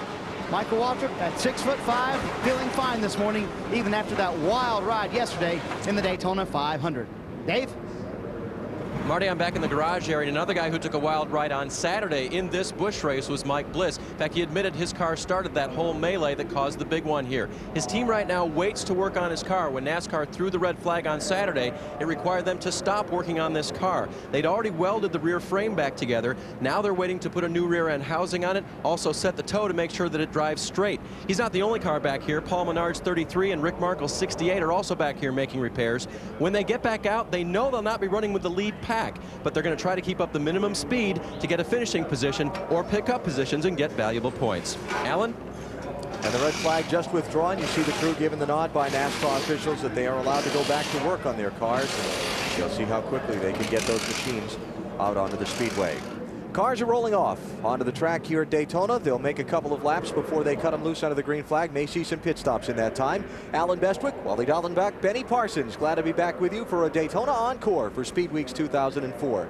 Benny, yesterday was the Daytona 500. Some drivers who finished in the sport's biggest race yesterday, like Dale Jr. and Michael Waltrip and others, coming back today. Can they get up for this race? Well, I mean, it's kind of like playing a day game after the World Series, but I think once they run a few laps and they get that adrenaline going of trying to win the race, I think will be okay. And yesterday, this race, of course, the resumption of the action that happened here on Saturday. That race went green a little after 12:30 Eastern time. And let's catch you up on what happened from the green flag to the point the rain stopped it. This was the big moment. Wally, you have a starring role. This was a big moment for me. Oh, boy, I watched this and go. That's Wally's car, the 88, and bam! Ouch. Yeah, I had no place to go. The 20 got sideways in front of me, and boom, I hit him. Then right here, I tried hitting the gas to try to miss the wall, and I got the car turned a little bit, but the steering wouldn't work. So I hit the wall anyway. And once you get on that grass, you had no hopes of getting it turned. No, it was just for the ride. That was an 8-car wreck that started around 11th spot at lap number 12. And the race never restarted from there. They ran almost 20 laps behind the pace car while the rain peppered the racetrack. Finally, they stopped the field, and then the rain really started pouring down. And a little after 4:40 Eastern time, the race was called for the night, postponed until now. So pit road is going to be open as the field comes by behind the pace car. And we'll see if any of the leaders make stops to get a final tune-up or a top off of fuel before they cut them loose again. Be interesting on a couple of fronts mechanically. Track conditions will have changed since they raced Saturday. The heavy rain, then the Daytona 500 yesterday. Now the sun popping in and out of clouds here today. Be interesting to see how that might affect the handling. It's very cool today, though. I think that'll help the cars initially. I think you're right. I think also there's probably some guys come in. I wouldn't be surprised to see some people put some tape on the front of these cars. A lot of guys complaining about the cars being tight. Put a little tape on the grill. That's going to help the downforce in the front, make the front stick a little bit better. It looks like most all of the cars are going to come down pit road. They can pit now and make this race on one more stop because they have 22-gallon fuel cells. Dave? Well, Jason Leffler liked his car. He had just come in and put on fresh rubber before the last stop. So this was all about topping off the fuel. Marty? Kevin Harvick among those cars that will come down pit road. They're going to take fuel only here, Dave. The theory being they know they can make it on one stop. They're not sure everybody else can, so they want to be in everybody else's window along with them. Matt? A gas only for Kyle Busch. Dale Earnhardt Jr., remember on Saturday at his stop, he did a gas only, saving tires, and he's got a brand new set now, so he does have 4 sticker tires on now. No adjustments for Dale Jr. So the 8 took tires, but a lot of the other cars that pitted there just took fuel only, so that's going to put Junior back in traffic for the restart. They had changed their tires, as we talked about earlier. on Saturday, so they not need the new tires. Fuel only, and Junior now goes back in the middle of the pack. So it'll be just a few more minutes before the resumption of racing here. Bill Weber's working with us today on our NASCAR Busch Series broadcast. Bill, where are you? Alan, I'm over here at Daytona, USA. Had to sneak in and get a look at the race-winning car from the Daytona 500. Dale Earnhardt's car from yesterday. What a great victory for him. You know, you win the Daytona 500, you get the trophy, you get the money, you get the prestige, the memories. The one thing you don't get is your car back. After the victory lane celebration and, of course, the mandatory post-race inspection, this car is taken by some very special agents, brought over here to Daytona, USA, snuck it in the middle of the night and put it on display right here for everybody to see. It's in exactly the same condition it was when Junior drove it into victory lane. In fact, it even smells a little bit like that Budweiser celebration. It sits here for a year. When Junior comes back to defend his title next year in 2005, his car will be presented to him just before the race. But until then, it sits here on display in Daytona, USA. You can see the teams have signed it. It's still dirty. It's even got the confetti on it from that victory lane celebration. Well, you can come to Daytona, USA and see it, but don't touch, Alan. It's only 11 o'clock in the morning, and Weber's in trouble with the security guards already. 1 to go. Race resumes in a lap. Matt? A lot of slow-moving people down in the 8 pit. Tony Uri Sr., tell me about last night. How late did everybody stay out? I think it was probably about 3:45 when I heard the rumble when they came back. But, you know, they deserve it. They did a good job yesterday and were awesome. But I just told Dale Jr. on the radio that wasn't too good a pit stop. But the guys that went to bed was the ones that was messing up. The guys that went out did good. So maybe we need to take them out on Saturday night or something. But they'll get better here. We probably won't have to make one more stop in this race. And Dale Jr. likes to get back where he can race a little bit anyway, so we'll see how it goes. Now, you were a part of that 5-race streak with the Big E. It'd be neat to get this streak going here. Yeah, you know, that was a long time ago, and it was a lot of fun. And, you know, when we first started that streak, we were real dominant. And as it went, it got tighter and tighter and tighter. You know, in that last race, we almost didn't get that last one. We just lucked up and won that last one. So I expect probably the same thing's going to happen in this deal right here, too. Matt Yoakum referring to a string of wins in this Saturday 300 during Speed Weeks that Dale Earnhardt enjoyed with Tony Uri Sr. leading his team. Earnhardt Jr. going for his 3rd straight win in this race here today. Derek Cope is the leader. He did not pit, along with Greg Biffle, David Green, Gus Wassam, Damon Lusk, Matt Kenseth. Those drivers all choosing not to pit here under this caution, and they get out at the front of the field. Dale Earnhardt Jr. is going to restart back in 16th. Remember, he took tires on his pit stop. So that sets the stage.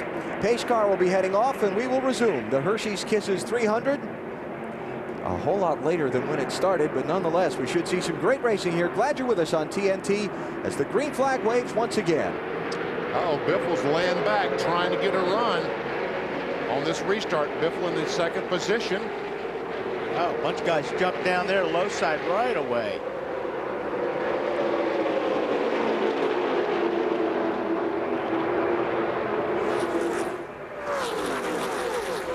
Gus Watson, the blue car up on the outside, about to be overtaken, it looks like. For the lead, Greg Biffle to the outside of Derek Cope with David Green pushing him in the draft. New leader Greg Biffle in the 60 car.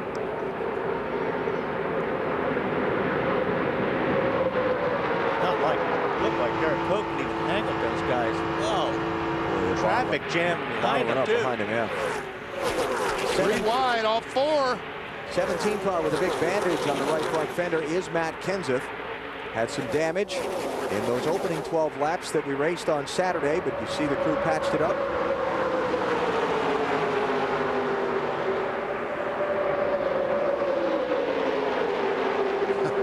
Junior restarted in 16th. 1 lap, he was up to 8th.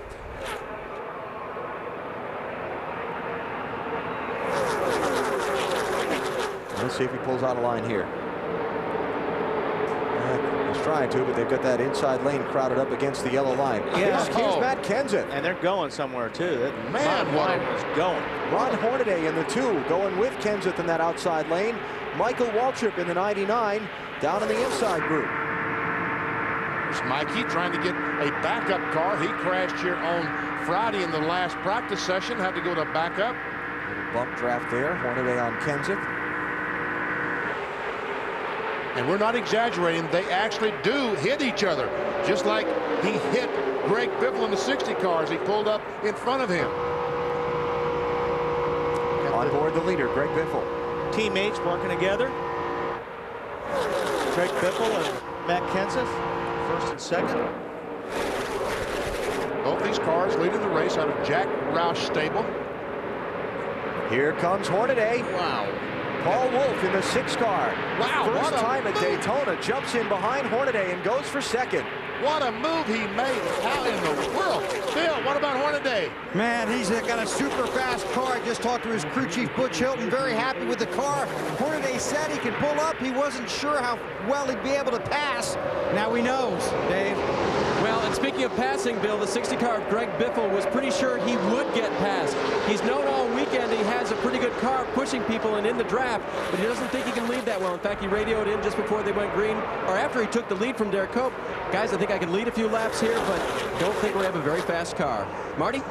Dave, if the rain helped anyone, it's Matt Kenseth. They pitted 17 times to match their number on the side of the car on pit road Saturday under all those caution laps we ran while it was raining. They got the right front fender fixed. I asked Matt before the race, are you worried about that damage, or do you think it's fixed well enough? He said, nah, I just looked at it. It's great. The car will be excellent. So far, so good. And around the outside, here comes Greg Biffle in the 60 back to the lead. That's Kevin Harvick behind him in the push in the 21 car.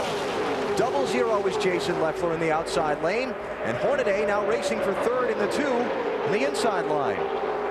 Remember that these NASCAR Busch Series cars are running the package the now Nextel Cup Series cars ran a few years ago. They've got the strip across the roof of the car, the roof blade we call it, plus that gurney lip. The extra lip on the back of the rear spoiler. They punch a big hole in the air, and it creates a huge draft. We'll see a lot of shuffling up front all day. It does. I mean, you get a run on a guy, all of a sudden you're like, you think somebody's wrecking in front of you. Oh, trouble. Wow, that was a wreck that just didn't happen. Paul Wolf just simply turned down too quickly and ran across the nose of the 37 car and almost got turned in front of this entire group. Well, he did it going into 3 a few laps ago, and David Green gave him a break. I don't think it's going to happen again. That was the big wreck that just didn't happen.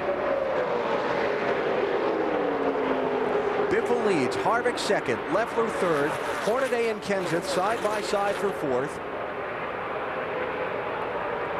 Now we're getting to a point where these tires will start wearing off, and these guys will start jacking off the throttle, then start backing off. The cars will move around.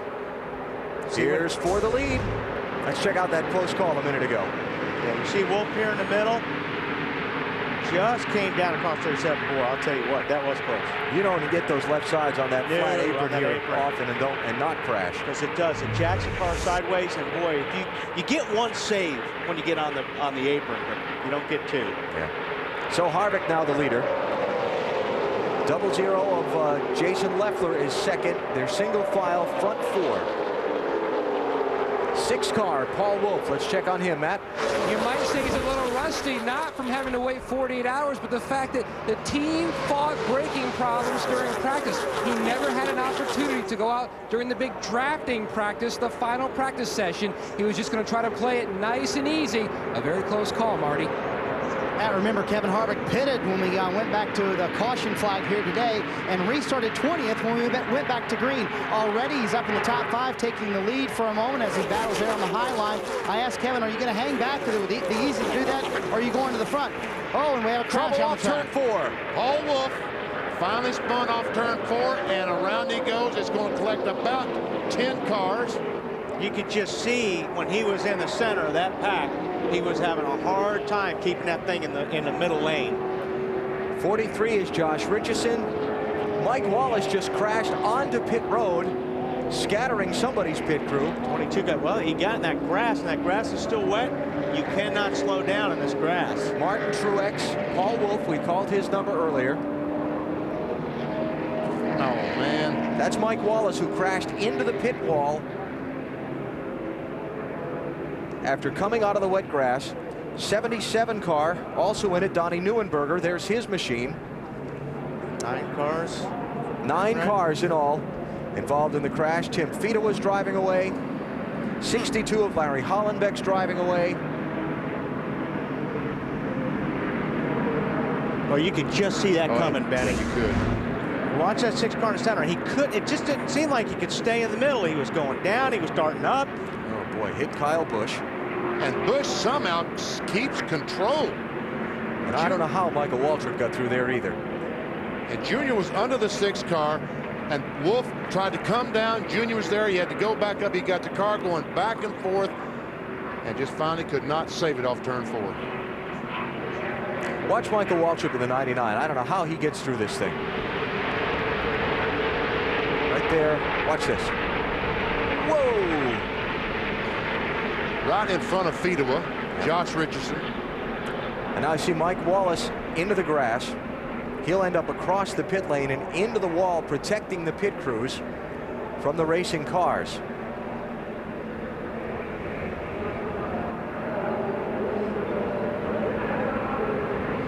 I don't know what the heck, why he went up the track like that so much. I think just broke loose on him. Daytona rookie lesson. You know, and he's part of a program called the Hungry Drivers Program. And at the end of the year, hopefully one of these 4 drivers are going to use this year would get a free ride. He did not do himself any good today, did he? Coming at you.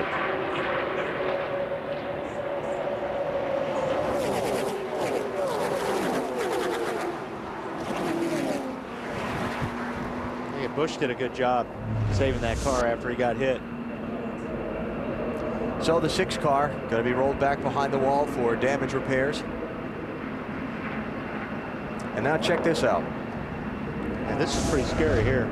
Mike Wallace in the 4 car gets turned into the grass, fights it, and watch how he ends up hitting the wall, separating the pit crews from the race cars.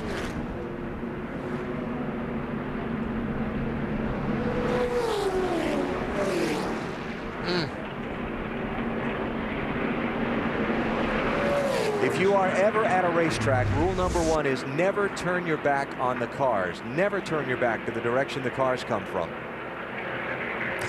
That's why pit crews always have to be paying attention. Another big wreck. Now up to 10 cars are tally under caution at Daytona. A NASCAR Monday matinee on this President's Day from Daytona Beach, Florida. The NASCAR Busch Series Hersheys Kisses 300 under caution after a multi-car pileup off turn 4. Watch the 6. Paul Wolf goes up, gets in the side of the 5 of Kyle Busch and comes down in front of Timmy Fedewa, and it's on.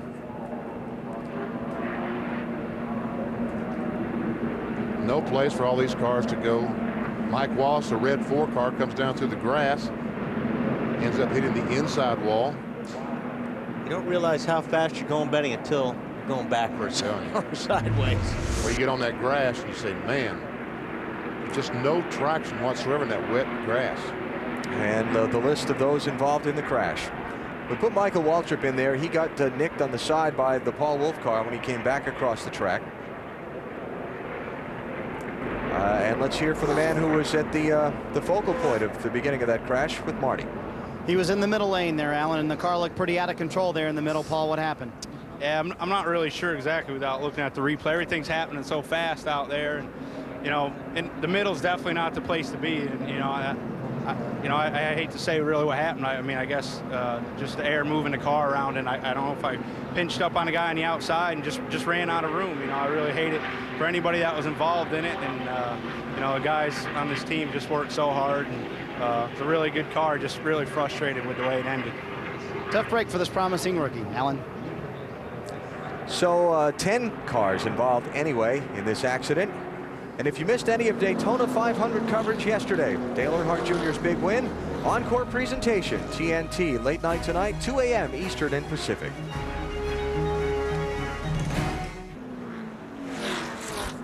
The Hersheys Kisses 300 for the NASCAR Busch Series on TNT Sports, live from Daytona Beach, Florida on this Monday, wrapping up the second caution flag after an 11-car crash off turn 4. Tonight, Chris Noth in the world premiere of Bad Apple, 9 o'clock on TNT. It's a TNT original that takes mob movies to a whole new place. Bad Apple, 9 tonight on TNT. That could be starring me or you, either one, couldn't it, Wally? Yeah. Bad Apple. All right, Marty. Well, Alan crew chief Sherry Baxter kind of said, you know, I'm going to leave it up to you, Michael. It's your decision whether or not you think the damage is bad enough to come down pit road. Michael said, well, I think it's fine. They got a little right side damage, but he says, as long as the right front's not damaged, I'm not going to worry about it, Dave. Marty, the 60 car of Greg Biffle came in. His car was just a little bit tight. They made a chassis adjustment, but more importantly, crew chief Brad Parrott told me that they wanted to get in sync with the cars that pitted just after the red. His teammate in the 17, the 2, the 21, the 55, and of course, yesterday's Daytona 500 winner, the 8 car of Dale Earnhardt Jr. Alan? Biffle, one of few that did pit under this caution. Remember, in the NASCAR Busch Series, they are limited to the number of sets of tires they can change under the yellow flag. You can't use them up too quickly. Guy's laying back there. I think you couldn't do that. He can't. They say if you're within, you have to be within a couple of car lengths. If you lay back trying to get a run, you'll be penalized. But those guys that laid back did not particularly get a very good run. But it may come to pass down the backstretch. Kevin Harvick is the leader. Jason Leffler is second. Ron Hornaday is third. Robbie Gordon took the restart fourth. Kenny Wallace is fifth. Now they're mixing it up for sixth. It's David Green, the Lone Ranger, in that green car down to the inside. Kenseth and Earnhardt, they're trying to work the high side. Earnhardt popping the back of Matt Kenseth's car in a 17. A little bump trap. Now they move down the bottom. And they mix it up for third place. Ron Hornaday getting cut out of the herd. Robbie Gordon in that 55 car moved to the number 3 spot. And for the lead, make that for second. Robbie Gordon on Jason Leffler. And here comes Kenseth in 17th car with a big run. Robbie moves over to block a little bit. Junior is still following this group. He is being very, very cautious today. Patient in trying to work his way back to the front. As wild as this race has been between what happened Saturday and what's already happened today, that's probably a good idea. Matt, does he have a problem or just being patient? Under that caution, Dale Jr. was talking to his crew. You know, I tried to stay loyal to Martin Truex Jr. and to Michael Walter, but they didn't appear to have something that could really work with me, so I just had to let him go. Now he's got the 5 of Kyle Busch, and Kyle Busch's plan on Saturday before the rains hit, he just wanted to hook up with the 8 and learn, try to pick up maybe something that might help him watching Dale Jr. That's exactly what he's doing right now. Dale Jr. racing for third with Robbie Gordon.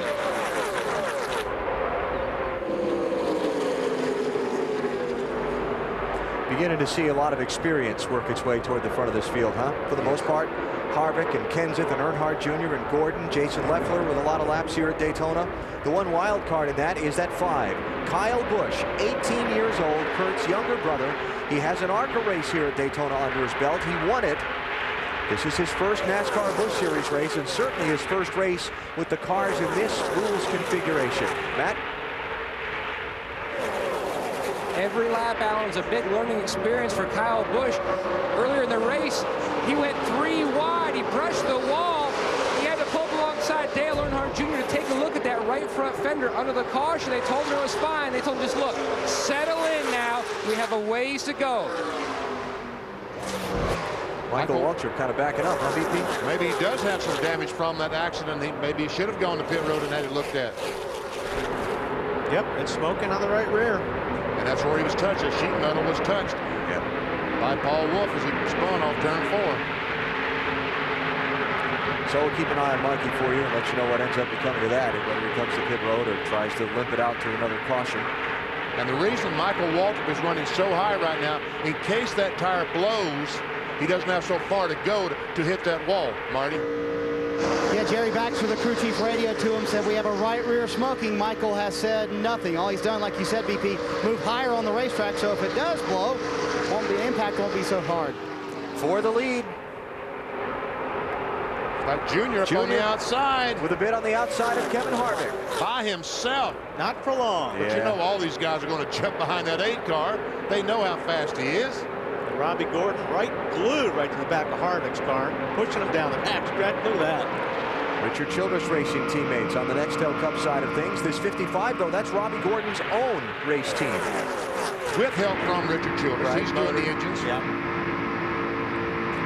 Robbie planning on running a majority of the NASCAR Busch Series races in 2004. So Harvick holds on to the lead for now. Junior retreats to third. Kyle Busch now up to draft with him. And we'll see if they mount another charge. Well, Robbie Gordon to block. Here goes Kyle Busch low. Well, Robbie's done that a couple of times today, but it's cost some spots every time he's done that.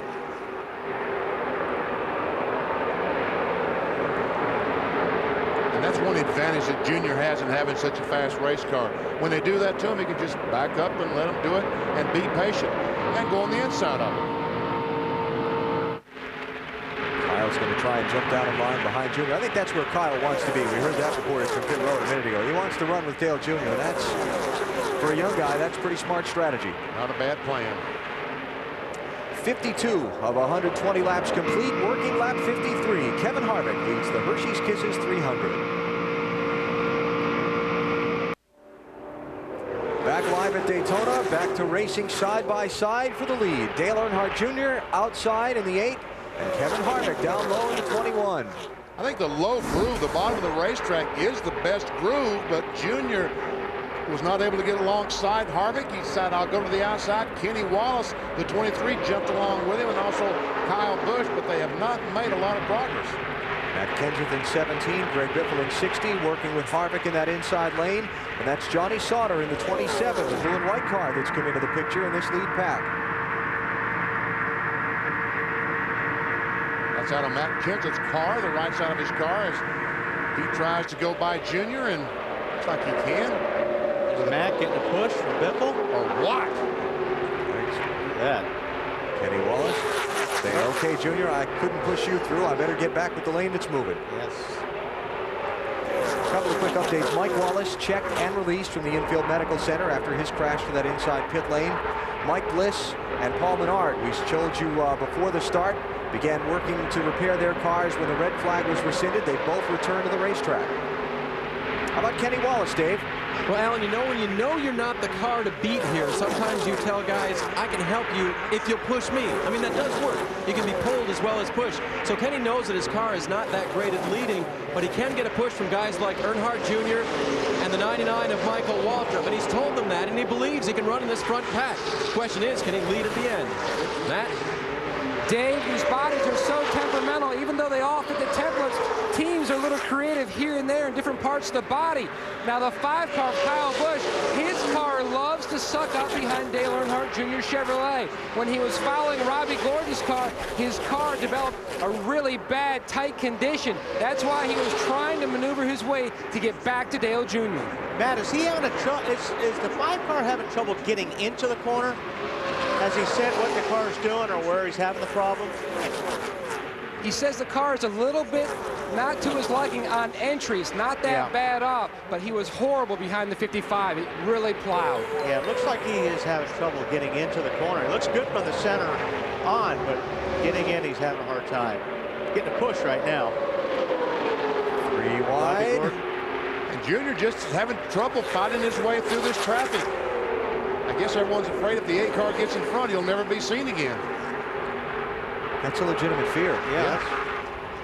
It is.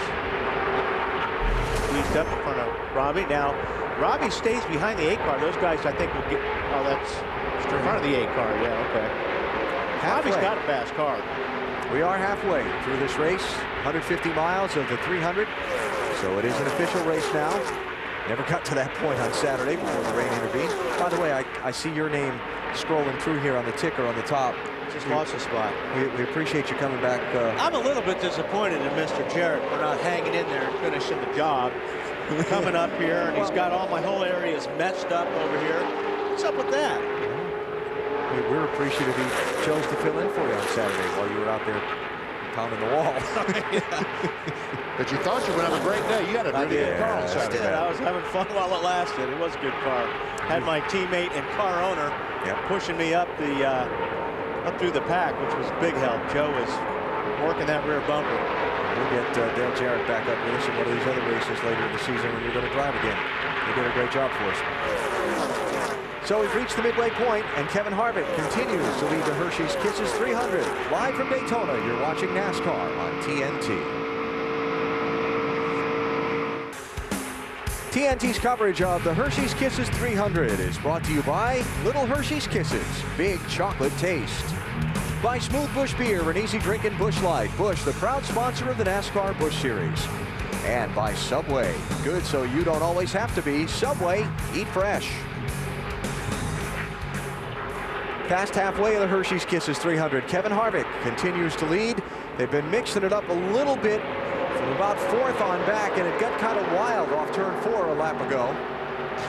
And I think you've got, look at this off turn 4.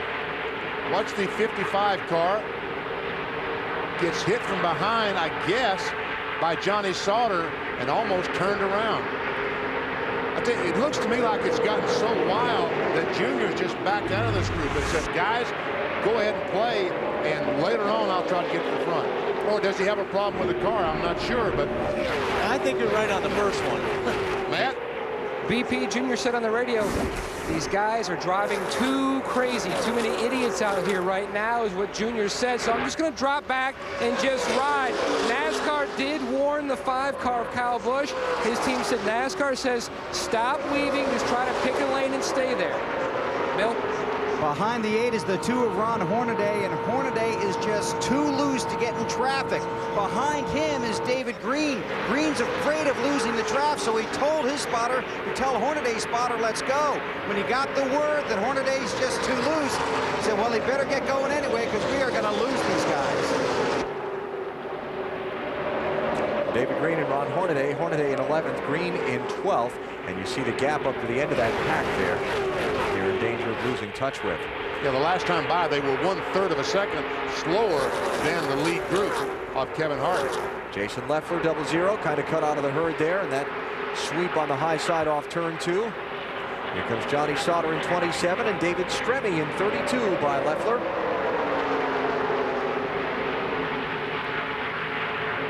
I tell you what, Stremme's done a nice job so far. Looks like he's keeping the car under control. That's a kid with big talent. Isn't it, BP? Sure is. Came around last year, won the Revestis Rookie of the Year title despite running only 18 races. He's in a car that's basically funded by Chip Ganassi for the Todd Braun racing team. And in his first Daytona NASCAR Busch Series race, he's running 8th. You see the 20 car, Mike Bliss, on the bottom of the racetrack, so he has his car back out there trying to pick up as many points as he possibly can. And he'll pass several cars if he can run another 10 laps or so. He's showing back in 37th place right now, 32 laps down to the race leader. So Joe Gibbs racing, number 20. Coach here yesterday watching Tony Stewart give a good fight to try and win the Daytona 500. Marty, we've been talking about David Stremme. He's doing a great job, Alan. He's also doing a good job trying to take care of his friends out there on the racetrack. He tried to help Ron Hornaday for the longest time, and as Bill just told you, he came on the radio and said, Hornaday's way too loose for me to help him. Tell him I'm sorry, but I'm getting ready to drop him out of the draft. Stremme has damage on the left side, on the right side, but the car's still doing great, just a little bit loose right now. Stremme running in 8th place right now in that 32. Talk pit strategy here just for a second. These cars, unlike the Nextel Cup cars, run the regulation size fuel cell, the 22-gallon tank that the Nextel Cup cars use every place except Daytona and Talladega. So they can run in the neighborhood of 50 laps on a tank of fuel, maybe a little more. Leaders last pitted at lap 32. So we're closing in on when we should see another set of pit stops for these front runners. So let's take a break. We'll come back and be all lined up and ready to go for when they do hit pit road. You're watching NASCAR on TNT. The caution flag is just waved here at Daytona International Speedway. Some troubles for Stacy Compton in the 59 car. You see some smoke trailing from the machine. If that's an oil smoke where he's brushed the wall and knocked the sheet metal in on the tire. Third yellow of the Hersheys Kisses 300. And it comes out just before a set of green flag pit stops would have been needed by the front runners. My best guess would be with all the cars could make it to the end from here. So whatever chassis adjustments you might need, it's time to be making it. Kevin Harvick is the race leader. Matt Kenseth is second. Greg Biffle third, Robbie Gordon fourth, Jason Leffler fifth, followed by Kyle Busch, Johnny Sauter, David Stremme, Kenny Wallace, and Dale Earnhardt Jr. Earnhardt Jr. dropping back toward the end of that lead draft, as we talked about earlier, because things were getting a little hairy and wild up in the back. Now they're going to come down pit road, put on fresh tires, bunch them up for the restart, and hit the reset button again. Could be kind of interesting. I think it's going to be kind of interesting. Dale Earnhardt Jr. trying to be the third driver to sweep the Saturday, when this race should have run, and Sunday Speed Weeks events here at Daytona. It was done last in 1989 by Darrell Waltrip. Prior to that, Bobby Allison did it in 1988. Well, you know everybody's going to get 4. Makes sense, wouldn't it? So that would be my guess. I don't think they would try to run 100 laps on left sides. Or not 100 laps, but probably about 75 or 80. So everybody looking for a clean pit stop here to get their guy out first, Dave. Biffle reported in, my car is aero loose and chassis tight. They will take air out of the left side tires. Also make a wedge adjustment, wrench going in the back window right there. Marty? Dave, leader Kevin Harvick can go all the way from here on fuel. The car just a little bit tight, very slight half pound on the right front tire. Kevin's never finished out of top 5 here, but never won, Bill. Johnny Sauter is tight and frustrated. It's an air pressure adjustment for the chassis and a soothing talk for the driver. Matt. The Bud guys wearing Oreo colors today, making a chassis adjustment for Dale Earnhardt Jr. His car was a tick on the tight side. They will try to free it up so it won't be as tight at the end of this run at the finish. Earnhardt Jr. going to gain several spots on that exchange of pit stops. He went in 10th. Looks like he came off about 5th. Let's check the camera and the scoring line at pit exit and confirm the running order as they left.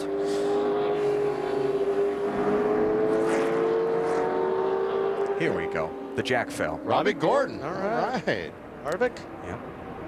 Biffle. Junior. Then Matt Kenseth. So. Junior beats Kenseth. Yeah. So Junior will get 4th off the pit lane. Under caution in the Hersheys Kisses 300 for the 3rd time. You're watching NASCAR on TNT.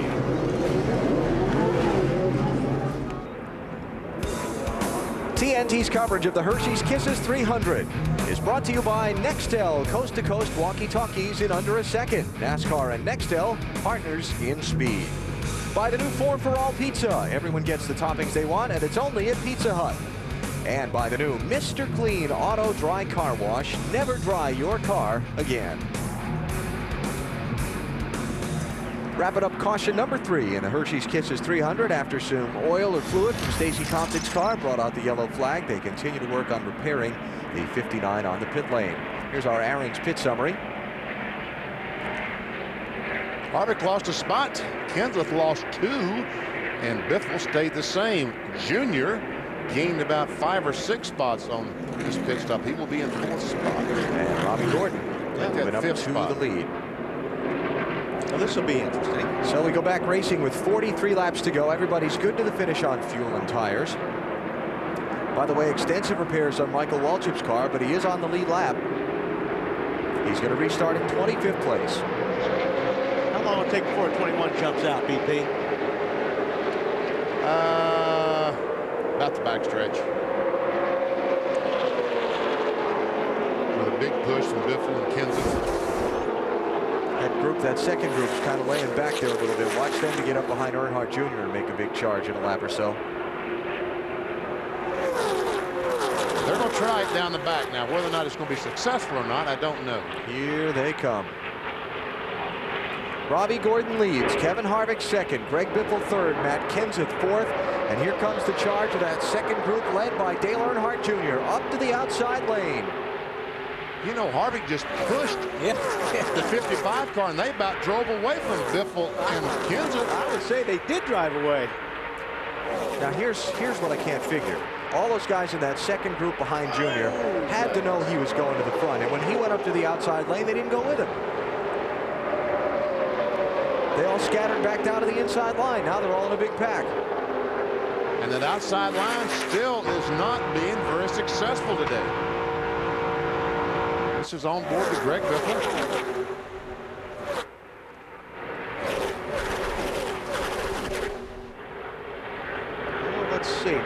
sidelines starting to move a little bit. Jason Keller in 22, having called his number so far this race. Championship contender has moved up from 30th starting spot. Last lap by, he was in 8th place. New number, new colors for Jason Keller this year. Meantime, Michael Waltrip, we told you about the lengthy pit stops he made. Marty, how about an update? It took 2 stops to fix the right rear fender on Michael Waltrip's car. The damage is fixed now. I'm not running on the right rear any longer, but check out the tire that came off the car. I don't think that tire would have lasted much longer. The wearing of down to the cords all the way around the tire. Problem for Michael now is, though, he has no drafting partners out there. Yeah, he was wise to back off when he did and just ease around there until the caution flag came out. He's had enough excitement for one weekend, right? And I think if these guys keep doing like this, there's going to be another caution flag. I think you're right. Because all they're doing right now is trying to find the best place to wreck.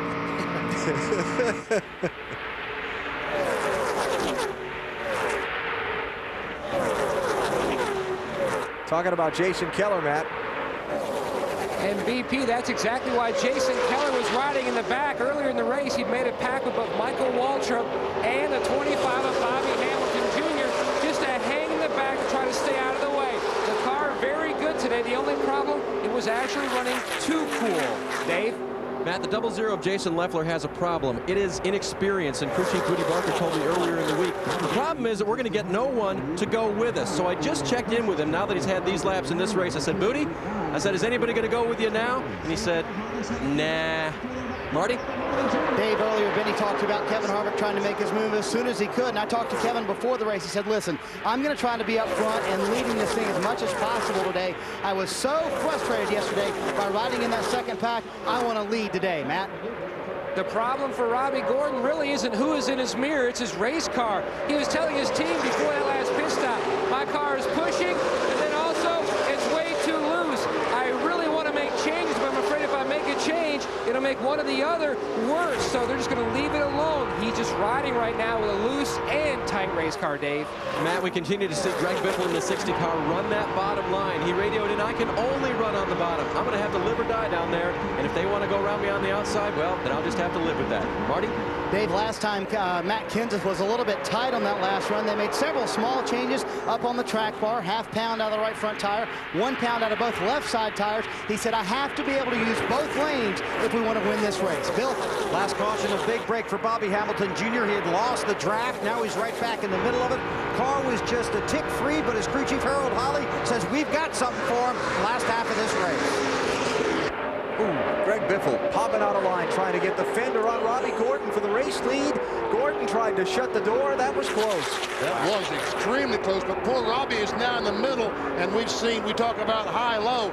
Middle is definitely not where you want to be. No, Robbie's going to have to get back off the throttle and get back in line somewhere because, yep, you do not want to be in the middle. That's what he did. Dropping back, looking for a hole. And Biffle was not able to maintain the lead. Kevin Harvick and Jr. went by him on the outside along with Jason Leffler. 18 cars in this lead draft, 37 to go when they hit the start-finish line.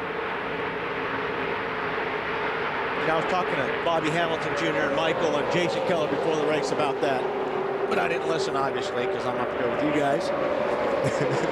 Talking about dropping back and getting out of the front pack. But, I mean, you know, the wreck can happen anywhere. It doesn't matter where you're at. I mean, yeah, but now it's go time. I mean, now you're 37 laps to go. You have to go.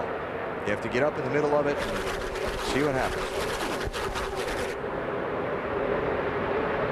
There's a lot of experience in this lead group, but there's a lot of inexperience as well. And with the cars under this rules package, all it takes is one driver to make a mistake. Oh, yeah. All he's got to do is move up and touch somebody, and we've got another 12 cars involved in the crash. There's no question this makes for extremely entertaining racing. The way the cars can draft, the way they pass, it's a lot of fun to watch. But for the drivers, it's very nerve-wracking because you are in that tight pack all day. Yeah, and the driver's a lot busier with this package because not only you're trying to watch your mirror and protect your position, but you're all over the racetrack because the cars aren't handling as well as they used to because of the package that we have right now. So, yeah, it's pretty wild out there. Oh, Biffle, here he goes. Junior for the lead. That's almost identical to the same spot he passed Tony Stewart yesterday for the lead in the Daytona 500. That's who's that on the inside? Johnny Sauter. Trying to get down the inside lever and does it. Brave move there. And now dropping down 3 wide. Greg Biffle with a charge on Sauter. 3 deep at the start-finish line for third. Oh, yikes. Now they got Sauter where he does not want to be. Bill. Alan, during that pit stop, I talked about the frustration of Johnny Sauter. He told his crew, I just can't get anybody to run with me no matter what I do. It's very frustrating, he said. No friend. You know what, Bill, that is so true, because you have to have somebody that will stick with you. You know, the few laps I ran, I had Joe Nemechek on my bumper. No matter where I went, he went with me, and we went to the front. But it's hard to get somebody that'll do that, because they may work with you for a lap or two, and then they'll find a hole and just drop you. So it is very frustrating as a driver if you can't get somebody that will stay with you. Ever see Bobby Hamilton Jr. in that 25 car, the red car on the bottom? Whoa, hang on. Dremmy up there. Dremmy almost, if he didn't get in the wall, he missed an awfully good chance. Kyle Busch, Robbie Gordon, David Stremme. Robbie picked up a spot there. They were bouncing off each other coming off that tri-oval turn.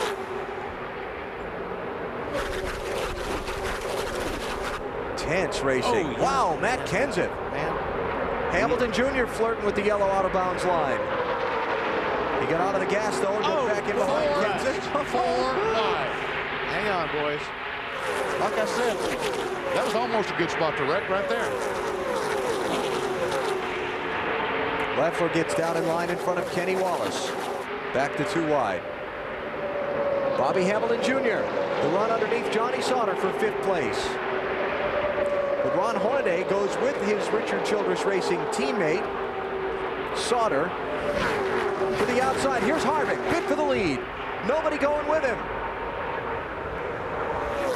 Harvick outside, Dale Earnhardt Jr. inside.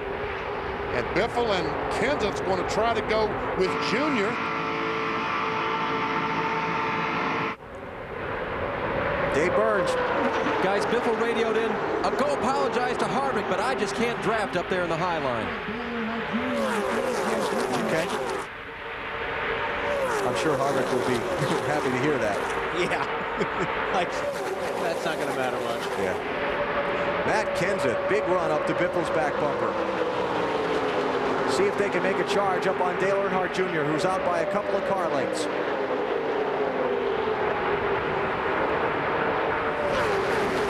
A lot of warnings being run from the control tower down to pit road now. Johnny Sauter warned for blocking a minute ago. Race director David Hoots just talking about Greg Biffle, telling him to pick a lane and stay in it. And Robbie Gordon with a charge to the outside. Now Kevin Harvick behind him. Those 2 cars are very, very fast. They get hooked up together and they just go. Harvick back in front. So new leader Robbie Gordon drops down in front of Dale Jr. Now splits the difference between the inside and outside lanes. Matt. Many times the spotters can actually see a lot more than what the drivers actually think they're seeing. Robbie Gordon 3 laps ago, he wanted to run the middle because he was surrounded by a lot of inexperience. His spotter said, no, stay on the outside. We'll take our time. That's exactly what happened. He manipulated that outside lane and got all the way to the point. Wasn't he leading going by the start-finish line? Well, where did Junior come from? He just blew right by him. Robbie Gordon went up to that high lane, and Junior led the inside charge. I think Robbie, what he's trying to do is pull Harvick along so they can both get down to the bottom. But Harvick just can't quite clear Biffle's car to get down there. Robbie's trying to stay with Harvick. Uh-oh. Don't do that, and now Harvick is up to Gordon's outside. With help from Johnny Sauter. This is tense. Yeah, it is tense, and it's tense inside those cars right now. Like I said, these cars are moving all over the place right now. The air's doing weird things, the tires don't have traction, and you got everybody making some crazy moves. So they're averaging a little better than 182 miles an hour around the racetrack now in this tight bunch. 3 wide, a little farther back, up front, double wide. Earnhardt Jr. poking out in front.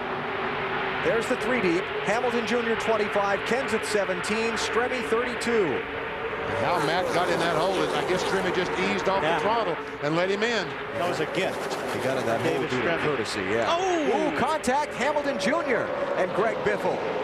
And they sort it out. That's about the 4th wreck that just hasn't crashed in the last 10 laps. There's 29 to go. This isn't the last lap. Boy, oh boy. It looks like if the 21 and 55, Kevin Harvick at 21, Robbie Gordon at 55, can somehow get together. I think they need to get on the bottom, DP. I think the 21 needs to get either in front or behind the 55 on the bottom. But they just can't do it. Too many cars. Because they would like nothing more to be able to pull away from this pack.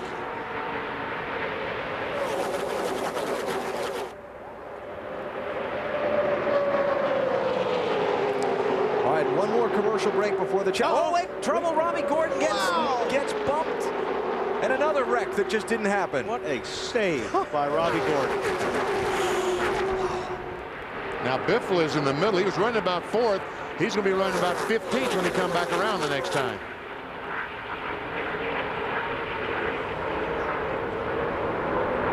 Oh, man. And that was a save. Yeah, glove save and a beauty for Robbie Gordon. Coming off that turn at the start-finish line. Watch the 55 car. Goes down. Oh, man, he just got turned down. Was that Biffle behind him? Yes. That they made contact? Save of the day so far for Robbie Gordon. Got one more commercial break. If we stay under green between now and the checkered flag, we'll take it now, then take you to the finish at Daytona. This copyrighted telecast may not be reproduced, retransmitted, or used in any form without the authorized written consent of NASCAR Broadcasting. NASCAR would like to thank all of our loyal fans for your continued support, and we hope you enjoyed today's broadcast. The NBA on TNT, Thursday, 7 Eastern. The Kings take on the Timberwolves and the 76ers and Sonics. Coverage begins with TNT NBA tip-off presented by Gatorade. TNT NBA Thursday. Let the truth be told. Well, we got him single file for a while there, VP. Yeah, but back in the back, they're still dicing and trying to figure out who's what. 24 laps to go. Earnhardt Jr. is the leader. Kevin Harvick second. Johnny Sauter third. Matt Kenseth fourth. David Stremme fifth. Kyle Busch up to 6th in the 5 car, Matt. One reason for Kyle Busch's aggressive move to find that clean air, the water temperature has climbed to 270. He's turned on a fan. That hasn't helped. They're just crossing their fingers, hoping it'll hold the distance. 19 cars in this lead draft. The problem is when you do that is when you're following somebody, you're going to follow that car. And then if you have 7 or 8 guys following somebody that's weaving in and out, the whole line weaves in and out. Here we go, battle for these second position. Johnny Sauter on the move. Has some help with Kenseth, Stremme. Yeah, a lot of help. Man, they just keep running into each other.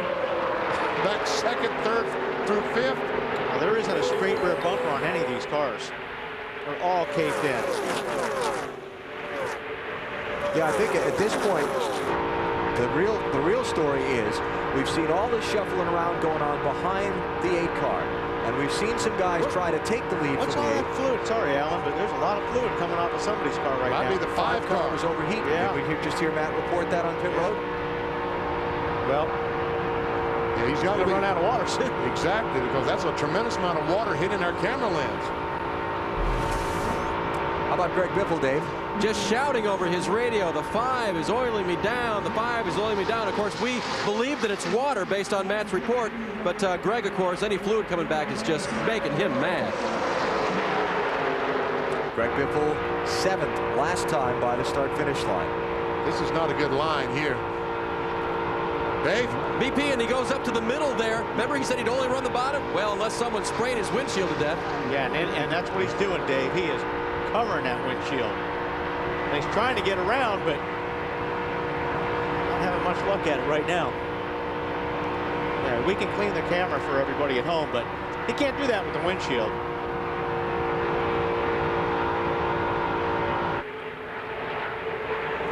I was starting to say before when we saw that fluid coming out was that we've seen these guys try Junior several times, but nobody's been able to get in front of him and stay in front of him in this last little while. So some of these guys are going to have to get organized here, because right now they're racing for second. No, you're right. And I think the two fastest cars when they're together are Harvick and Robbie Gordon. Those two guys got to get together. They got to make good pit stops, come out together, and work together. But right now, Robbie Gordon is in 10th, and Kevin Harvick is in 4th. Both David Stremme and Kyle Busch loose off that corner. The 5-car Busch tapping the wall, as you saw from the onboard view. Never lifted his foot off the gas, and he stays in 7th place. Uh-oh, we got some He's smoke. going to blow up. He's Right running there. out of water. No, that's what that fender. Fender. Right there, yeah.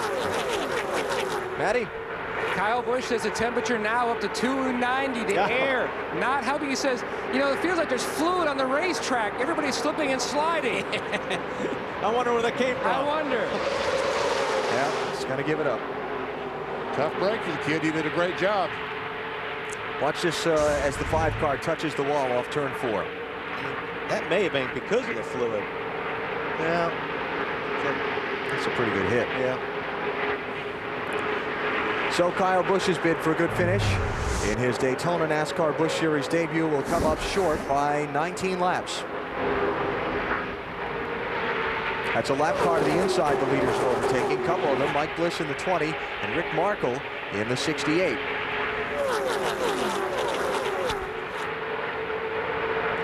Harvick, Leffler, Stremme, Johnny Sauter. Now the lineup behind Dale Jr. as Kyle Busch comes to pit road, Matt. And you can just see the window is fogging up on the front windshield. The whole cockpit is just filled with smoke. They were talking about, after they changed the tires, putting some water into it. Yep, they're going to pull the hood pins. They're going to put some water into it. A great run by Kyle Busch, spoiled by overheating. And the reason they won't just give it up is this is a team that's planning on contending for the championship, so if they can get him out and get a finish, they'll try to. All right, BP, they're going to try to make a run at him now. Kevin Harvick, he's on the high side, and we know Jason Leffler in the 00 loves it up there. But do they have enough steam hooked up together to beat Junior? The 3 wide behind Junior, they might now. Johnny Sauter goes low, putting David Stremme in the middle. And see, that just takes all of Harvick's drafting help away. I'm surprised Sauter didn't jump up there and help Harvick. Marty?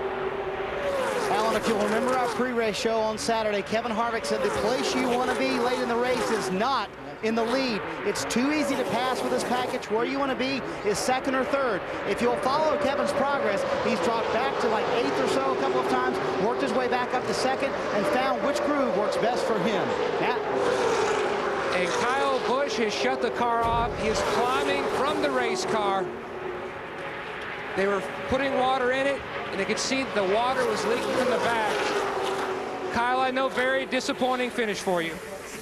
Yeah, it really is. I mean, these guys worked their hearts out. We had a great car. The low shopback Chevrolet was awesome today. I mean, we're running up front with all the rest of the guys and getting dumped by all the masters and getting treated like a rookie. So this proves to show that these guys don't give up, and neither do I. And you know why he was getting dumped like he was a rookie? Because he's a rookie? Exactly. You got it in one, Wally. 17. You just have to expect that when you come to these places. That you have to earn the respect from these drivers. You have to earn the right for them to draft with you. And I mean, you can have all the talent in the world. That's just something that's going to take some time. 16 laps to go. Johnny Sauter now second, Bill. And showing tremendous patience, and Wally, maybe he is earning some of that respect. Went with Junior because Newt Moore said that's the car you got to go with in this race. The only thing is they want to get by him. But remember, he had no friends before, but he's going to have a few friends here before it's over with. He's going to need a few friends. Now, right now, Robbie Gordon and Kevin Harvick only have Greg Biffle's car between them. If Harvick can somehow get to the outside and those two cars get hooked up, they might be able to do something. I agree with you. Those two cars look fast. If you missed any of the Daytona 500 late night tonight here on TNT, encore presentation of the 46th running of the Great American Race. 26 lead changes. late race pass for the win. Dale Earnhardt Jr. getting by Tony Stewart as two of NASCAR's biggest stars fought it out for the victory and the sport's biggest trophy. All right, BP, now we got them lined up. Yep. Now, if Harvick and Robbie will just work together, they got a shot. I bet the under. I don't think they will. Well, just don't. Past history shows. Yeah, well, not because of that. I just think that it's going to be very hard for them to work their way up through these other guys without these other guys' own plans interfering with them just working together. You got Johnny Sauter, you got Matt Kenseth, you got David Stremme. You would think Johnny would work with those guys. I mean, they are teammates on the Cup side. Here we go. Harvick to the outside with Robbie Gordon. I think what works to Dale Jr.'s biggest advantage here is that they've separated themselves, those front 6 cars, from the rest of that group. That's fewer he has to deal with. And if I was Bobby Jr., I'd be making a move right now because you know Robbie and Harvick will probably go with you if you start showing any forward movement because they want to get to the front of this deal. I guess that's David Stremme. Yeah, that was Stremme there. Talked about this earlier. Drivers who've swept the NASCAR Busch Series and Nextel Cup Series races at Daytona. There goes that Matt looking for a spot. Sauter to the outside, cut out of the herd. Boy, they used up Sauter, didn't they? Made a move like to going on the outside. He went up to go with Kenseth, and Kenseth dove back to the bottom with Junior. Now you got Harvick up on top, and you got Robbie Gordon. Okay, now Robbie gets in line. Look at this. They all line up in that outside lane.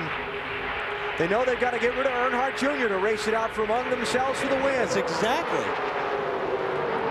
Oh, and Harvick goes up on the outside of Robbie. See?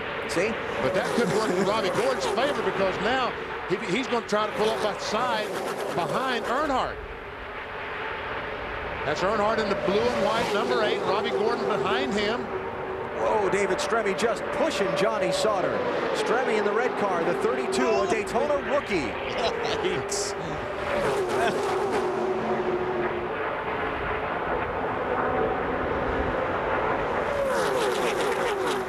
Marty.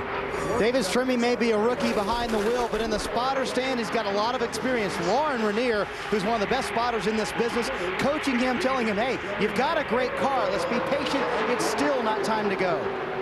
David's doing a good, really good job. I followed him a little bit when we started this race, and he's very smooth, and he's a guy you can trust out there. Now, the only problem is, BP, he's got that yellow sticker on the bumper, so some of these guys may just want to get around him. Robbie Gordon, I'm sorry. Go ahead, BP. Robbie Gordon was not able to pull up on the back bumper of Earnhardt. Johnny Sauter has gotten between him. You see that? So far, every time somebody mounts a charge, the pack scatters and they don't end up finishing the charge on the leader. And so Earnhardt Jr. has been out in front of this race since lap since about lap 90.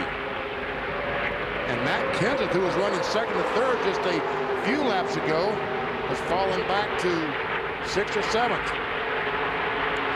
Harvick back to the high side. Yep, trying to get 4th away from Stremme. Got Jason up there still. Jason Leftwood right behind him.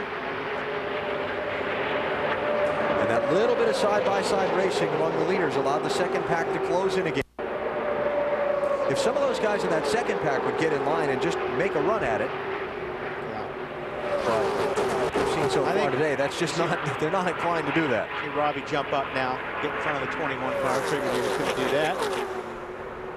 And then back down. Whoa, look out, Robbie Gordon. Did he and Stremme make contact? Must have, and then to dive down like that. Look at the back bumper on the 55 car. Just caved in.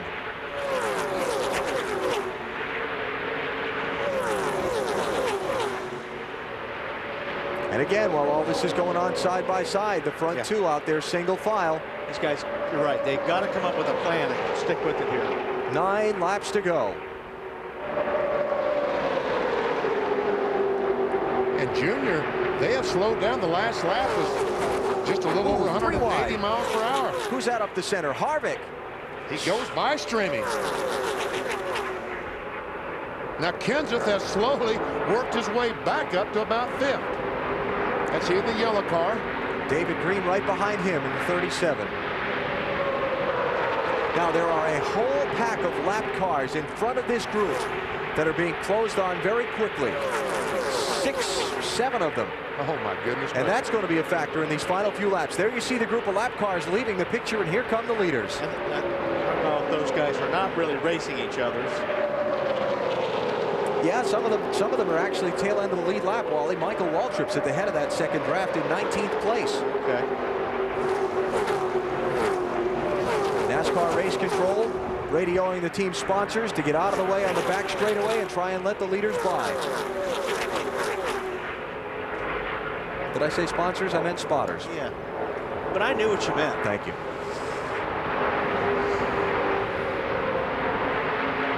It's all the excitement. Hornaday, the 2-car, trying to work his way through, but you're right, this traffic is going to be a problem.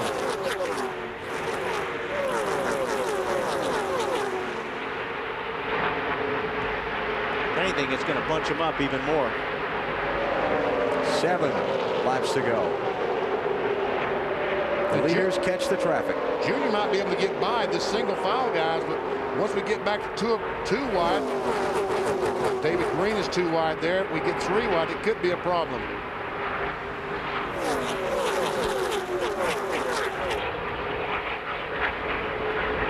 Oh, boy. David Green had to squeeze in line behind Jason Leffler. And the other thing this is doing, having to take a few laps to get around this pack of cars. It's all the fewer laps some of these guys have to make a run at Earnhardt Jr. and try and take the win. Yes, certainly working in Dale Jr.'s favor right now.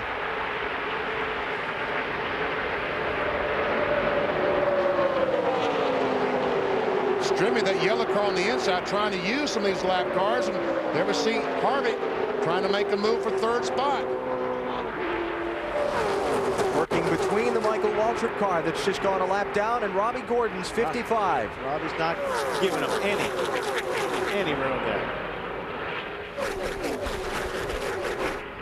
Oh boy, contact there. Looks like Robbie Gordon just decided to come down, and unfortunately Harvick was there. Ooh, Jason Leffler way up against the wall. On board with Kevin Harvick as he looks back at Strimmy. Greg Biffle. Easy, boys. You got to run out of some room eventually. Man, oh man. Strimmy trying to clear the lap car of Derek Cope in the 49. And Hornaday is trying to squeeze in behind Cope. In the meantime, all of this drama back in the traffic. The front 2 have put some distance between the rest of this pack. Earnhardt Jr. and Johnny Sauter have gotten away, at least for the moment, Bill. The advice to Johnny Sauter, just stay behind the 8, then it's yours on the last lap. Do what you have to do. I don't think there's anything he'll be able to do unless he gets somebody up there to help push him by. And they're going to have to hurry.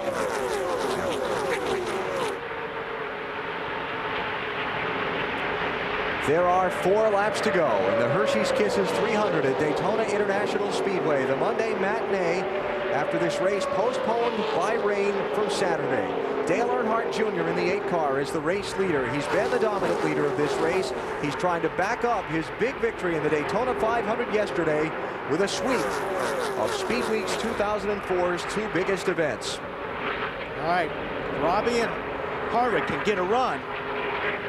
They got a lot of help behind them right now. They got to time it just right. They're running 3rd and 4th. Kevin Harvick, Robbie Gordon. David Strimmy is in 5th. 18 cars on the lead lap, most all of them, 17 of them in this pack, along with a few lap cars. Can they gang up on Dale Earnhardt Jr. and take the lead and the checkered flag from his grasp? 3 laps to go. Here we go. There it is. Oh! Johnny Sauter, the 2 car, the car in 2nd spot, moved down to block that move of Kevin Harvick. Matt Kenseth up in the outside lane. Nobody goes with him. Yellow car. Now they give him some help. Earnhardt Jr., little snake move down the backstretch to try and break the draft. Ooh, a bump there on Kenseth, and he regains control. Ron Hornaday in the 2 nipped him in the back bumper and turned him sideways for the second. And that separated those front 4 from that second group. Robbie, when he makes his move, he's got to make it with enough momentum that he gets beside at least a bumper on Johnny Sauter, and able to, for him to pull it off, he's got to get beside him. 2 laps to go. Sauter's looking in that mirror every other second. And a crash now and the race is over. They're past the point at which NASCAR will use the red flag in order to try and have a green flag finish. On board with Dale Earnhardt Jr. as he looks back at Johnny Sauter. No movement. I don't think they've got enough, Benny. Earnhardt Jr., Johnny Sauter, Robbie Gordon, Kevin Harvick, the front 4. Second group led by Matt Kenseth. As they come to the white flag. Final lap of Speed Week's 2004 Daytona. Can anyone draft by the 8 car and pick up the win, or will it be Dale Earnhardt Jr. with the sweep?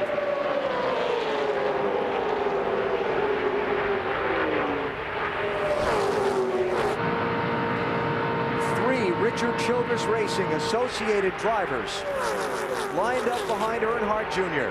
But no one's been able to pass him for the last 30 laps.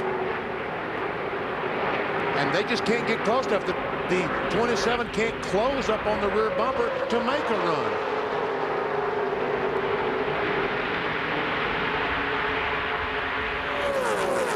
It's not that he doesn't want to, he just can't. Final turn. Final chance, and it's not going to be enough. After a big day and a win in the Daytona 500 yesterday, Dale Earnhardt Jr. wins the Hersheys Kisses 300.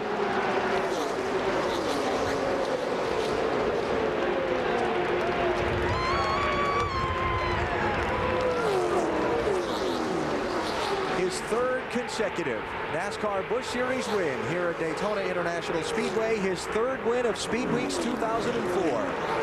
What did we say? His father won 5 of these in a row? 5 straight, yeah. And he wants to. He said that he would like to tie that record. Well, hard to do. Yes, it is. Very hard. But he's gotten a good start on it. Johnny Sauter was 2nd, Robbie Gordon 3rd, Kevin Harvick 4th, Matt Kenseth with a little congratulatory donut finished 5th. Followed by David Stremme, Ron Hornaday, Jason Leffler, Jason Keller, and David Green got the final top 10 spots. Been a big couple days for Tony Eury Sr., Marty. Well, I hope you're not tired of winning, and who needs sleep anyway, right? Well, we just hold fillers today. Bono and his guys, Chance 2 guys, they put this car together, they built this car, put it together, brought it down here. They worked on it for the whole week, and we just come down here to fill this pit stall, all we did. So all the guys in the fab shop that built the 4 cars that they brought down here, and they all 4 ran good. They had a hard time picking out which ones they wanted to run, and they all did a good job. And Richie Gilmore and that engine department just keep on ticking, and that's just how that DEI operation is working right now. We're proud of everybody there. What a great weekend for DEI and Chance 2 Motorsports. Dale Jr. start-finish line again today. Looks very familiar, doesn't it? Yeah, a little different scene than yesterday, though. You're the rev limiter. Yeah. Just got laid against a rev limiter about. I take care of that engine. That's a good one. About 7,500 rev limiter, and now he's got the nose up against the bank. It won't go anyplace, so he's burning the rear tires off. I think that was kind of the idea. A standing smoker. And he's probably going to come out of the car here and salute the fans. That's the half of a $1,500 set of Goodyears laying there.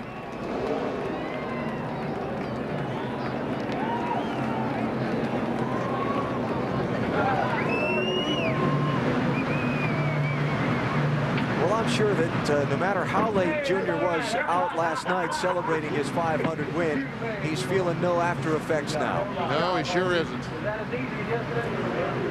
$102,000 winner's share of the $2 million purse for the Hersheys Kisses 300.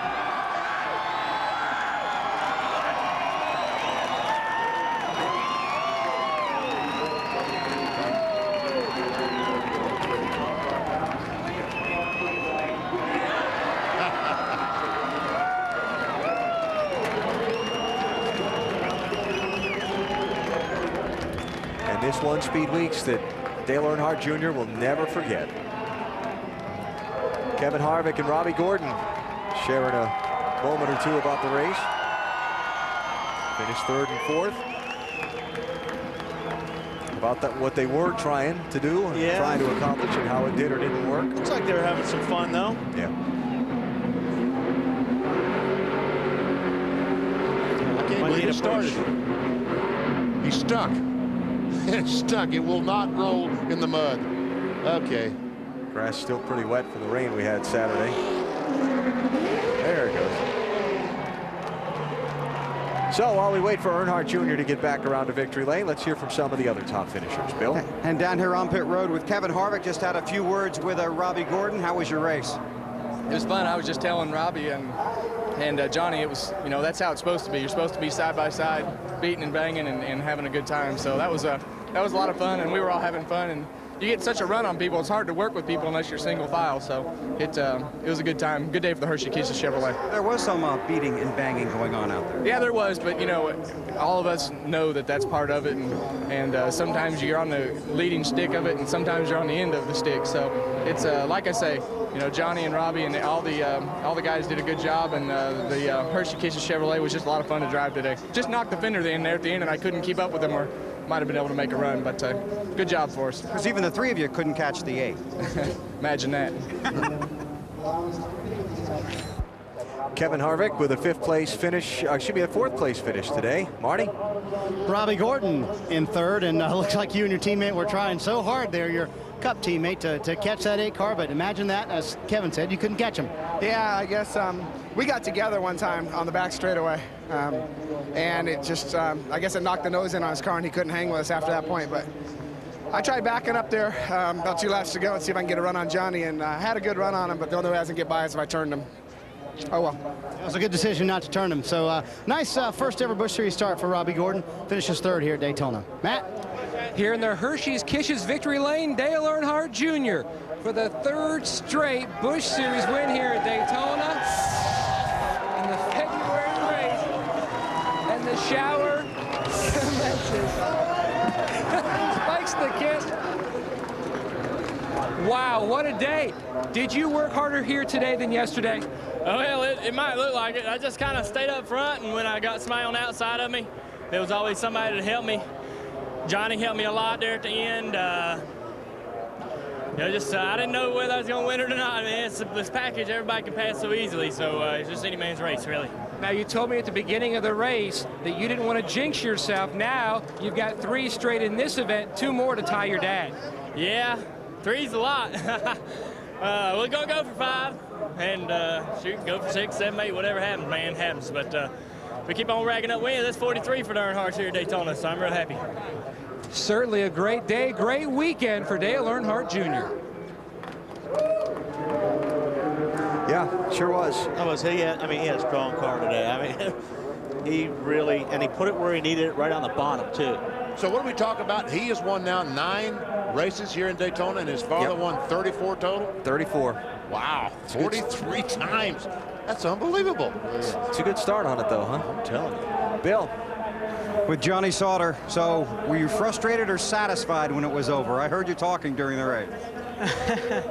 I don't know. I mean, I'm just so proud of this Kleenex Winn-Dixie Pontiac guy and this whole team. I mean, they did an awesome job. I screwed up on Saturday, come from the back to 3rd, and on pit road, hit my tire carrier, and put us back in the back, and they did a great job of fixing it. And I knew this thing was really strong after Saturday, and I hate it that Dale Jr. won again. I mean, I'm happy for him, but I hate it. And you couldn't do anything with him, Johnny? I couldn't. I really felt like Kevin Harvick had the best car today, but you know, I kind of hung him out there, and you don't want to give up the bottom here, especially when you're behind the 8 car. All in all, it's a good way to start off the season. Newtmore, all these guys did a great job. It just, you know, it's good. I want to thank Chevrolet. Goodyear tires were awesome today, and looking forward to Rockingham. Marty, go ahead. Well, Alan, it was a lot harder, I think, out there for Matt Kenseth than it looked like. You just didn't seem like you could get anyone to draft with you. How was that, Matt? I just couldn't. I don't mean I had people draft me. I just couldn't get myself in the right position. So when I tried to make a move on somebody, then the whole line would come on the other line. So if I was on the bottom, they go to the top. I just could never get it to work right. So I needed to get my teammate Greg back up in there to help me a little bit. But it was a good day for our Barry Aspirin car. These guys worked really hard on this car back in the paint shop and in Fab shop to get this thing ready. They're really behind over there, and they did a lot of hard work to get it ready. So we had a good effort today. Junior only had one drafting partner in Johnny Sauter, and there was a whole train of you guys catching them. Were you surprised that you couldn't get around them? It's hard to pass the leader. When a 21 was in front before, it was hard to pass him. I followed him for a long time. And actually, when Johnny made a move to go with the outside of Dale Jr. for the lead, I went with Dale Jr., but then everybody else stacked up on the outside again. And Jr. somehow has such a strong car, he can stay up there by himself. And I couldn't hang in there, and I fell back and had to work my way back up in there again. Matt keeps his Busch Series Daytona streak alive. He's never finished worse than 6th here, Alan. And we check the finishing order from today's Hersheys Kisses 300. Dale Earnhardt Jr. with the Daytona double picks up the victory today after his 500 win yesterday. Johnny Sauter, 3rd consecutive top 10 finish at Daytona. Kevin Harvick, 4th top 5 in 4 races here. And David Stremme, 6th place finish for a Bestest Rookie Challenger. Last on the lead lap was Gus Wasson in 18th place. Michael Waltrip led that group of cars that were put a lap down by the leader in those final circuits around. Of course, Kyle Busch fell out of the race late with the engine troubles. Gets a 24th place result on his Daytona Busch Series debut. And Mark Truex Jr. back in the 28th position.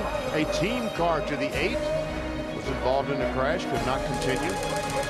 And now a lot of the drivers involved in the 2 big crashes in the race. The one today and then the one on Saturday. Joe Nemechek in the one Saturday, along with Wally, Casey Kane, Johnny Benson. So Speed Weeks 2004 is over at the Daytona International Speedway. Dale Earnhardt Jr. with a double victory celebration. More to come from the World Center of Racing after this. And the victory lane celebration at Daytona continues. Dale Earnhardt Jr. and company back there for a 2nd straight day. And now NASCAR heads to Rockingham for the 2nd stop of the season. Back on pit road with David Stremme. School in session today for you. Oh yeah, it definitely was all day. We talked to everybody and they said, no, we're not going to gas. So we come on and gas her right away. And Robert Presley come in, hit our fender, made the car really tight. But you know, everybody did a great job on Trim Spot Dodge. Them Cup guys were getting a little wild up there, pushing me, trying to use me up, and I wasn't giving up at all. And I learned a lot. So when we go to Talladega, you know, maybe I earned some respect from some of them guys. But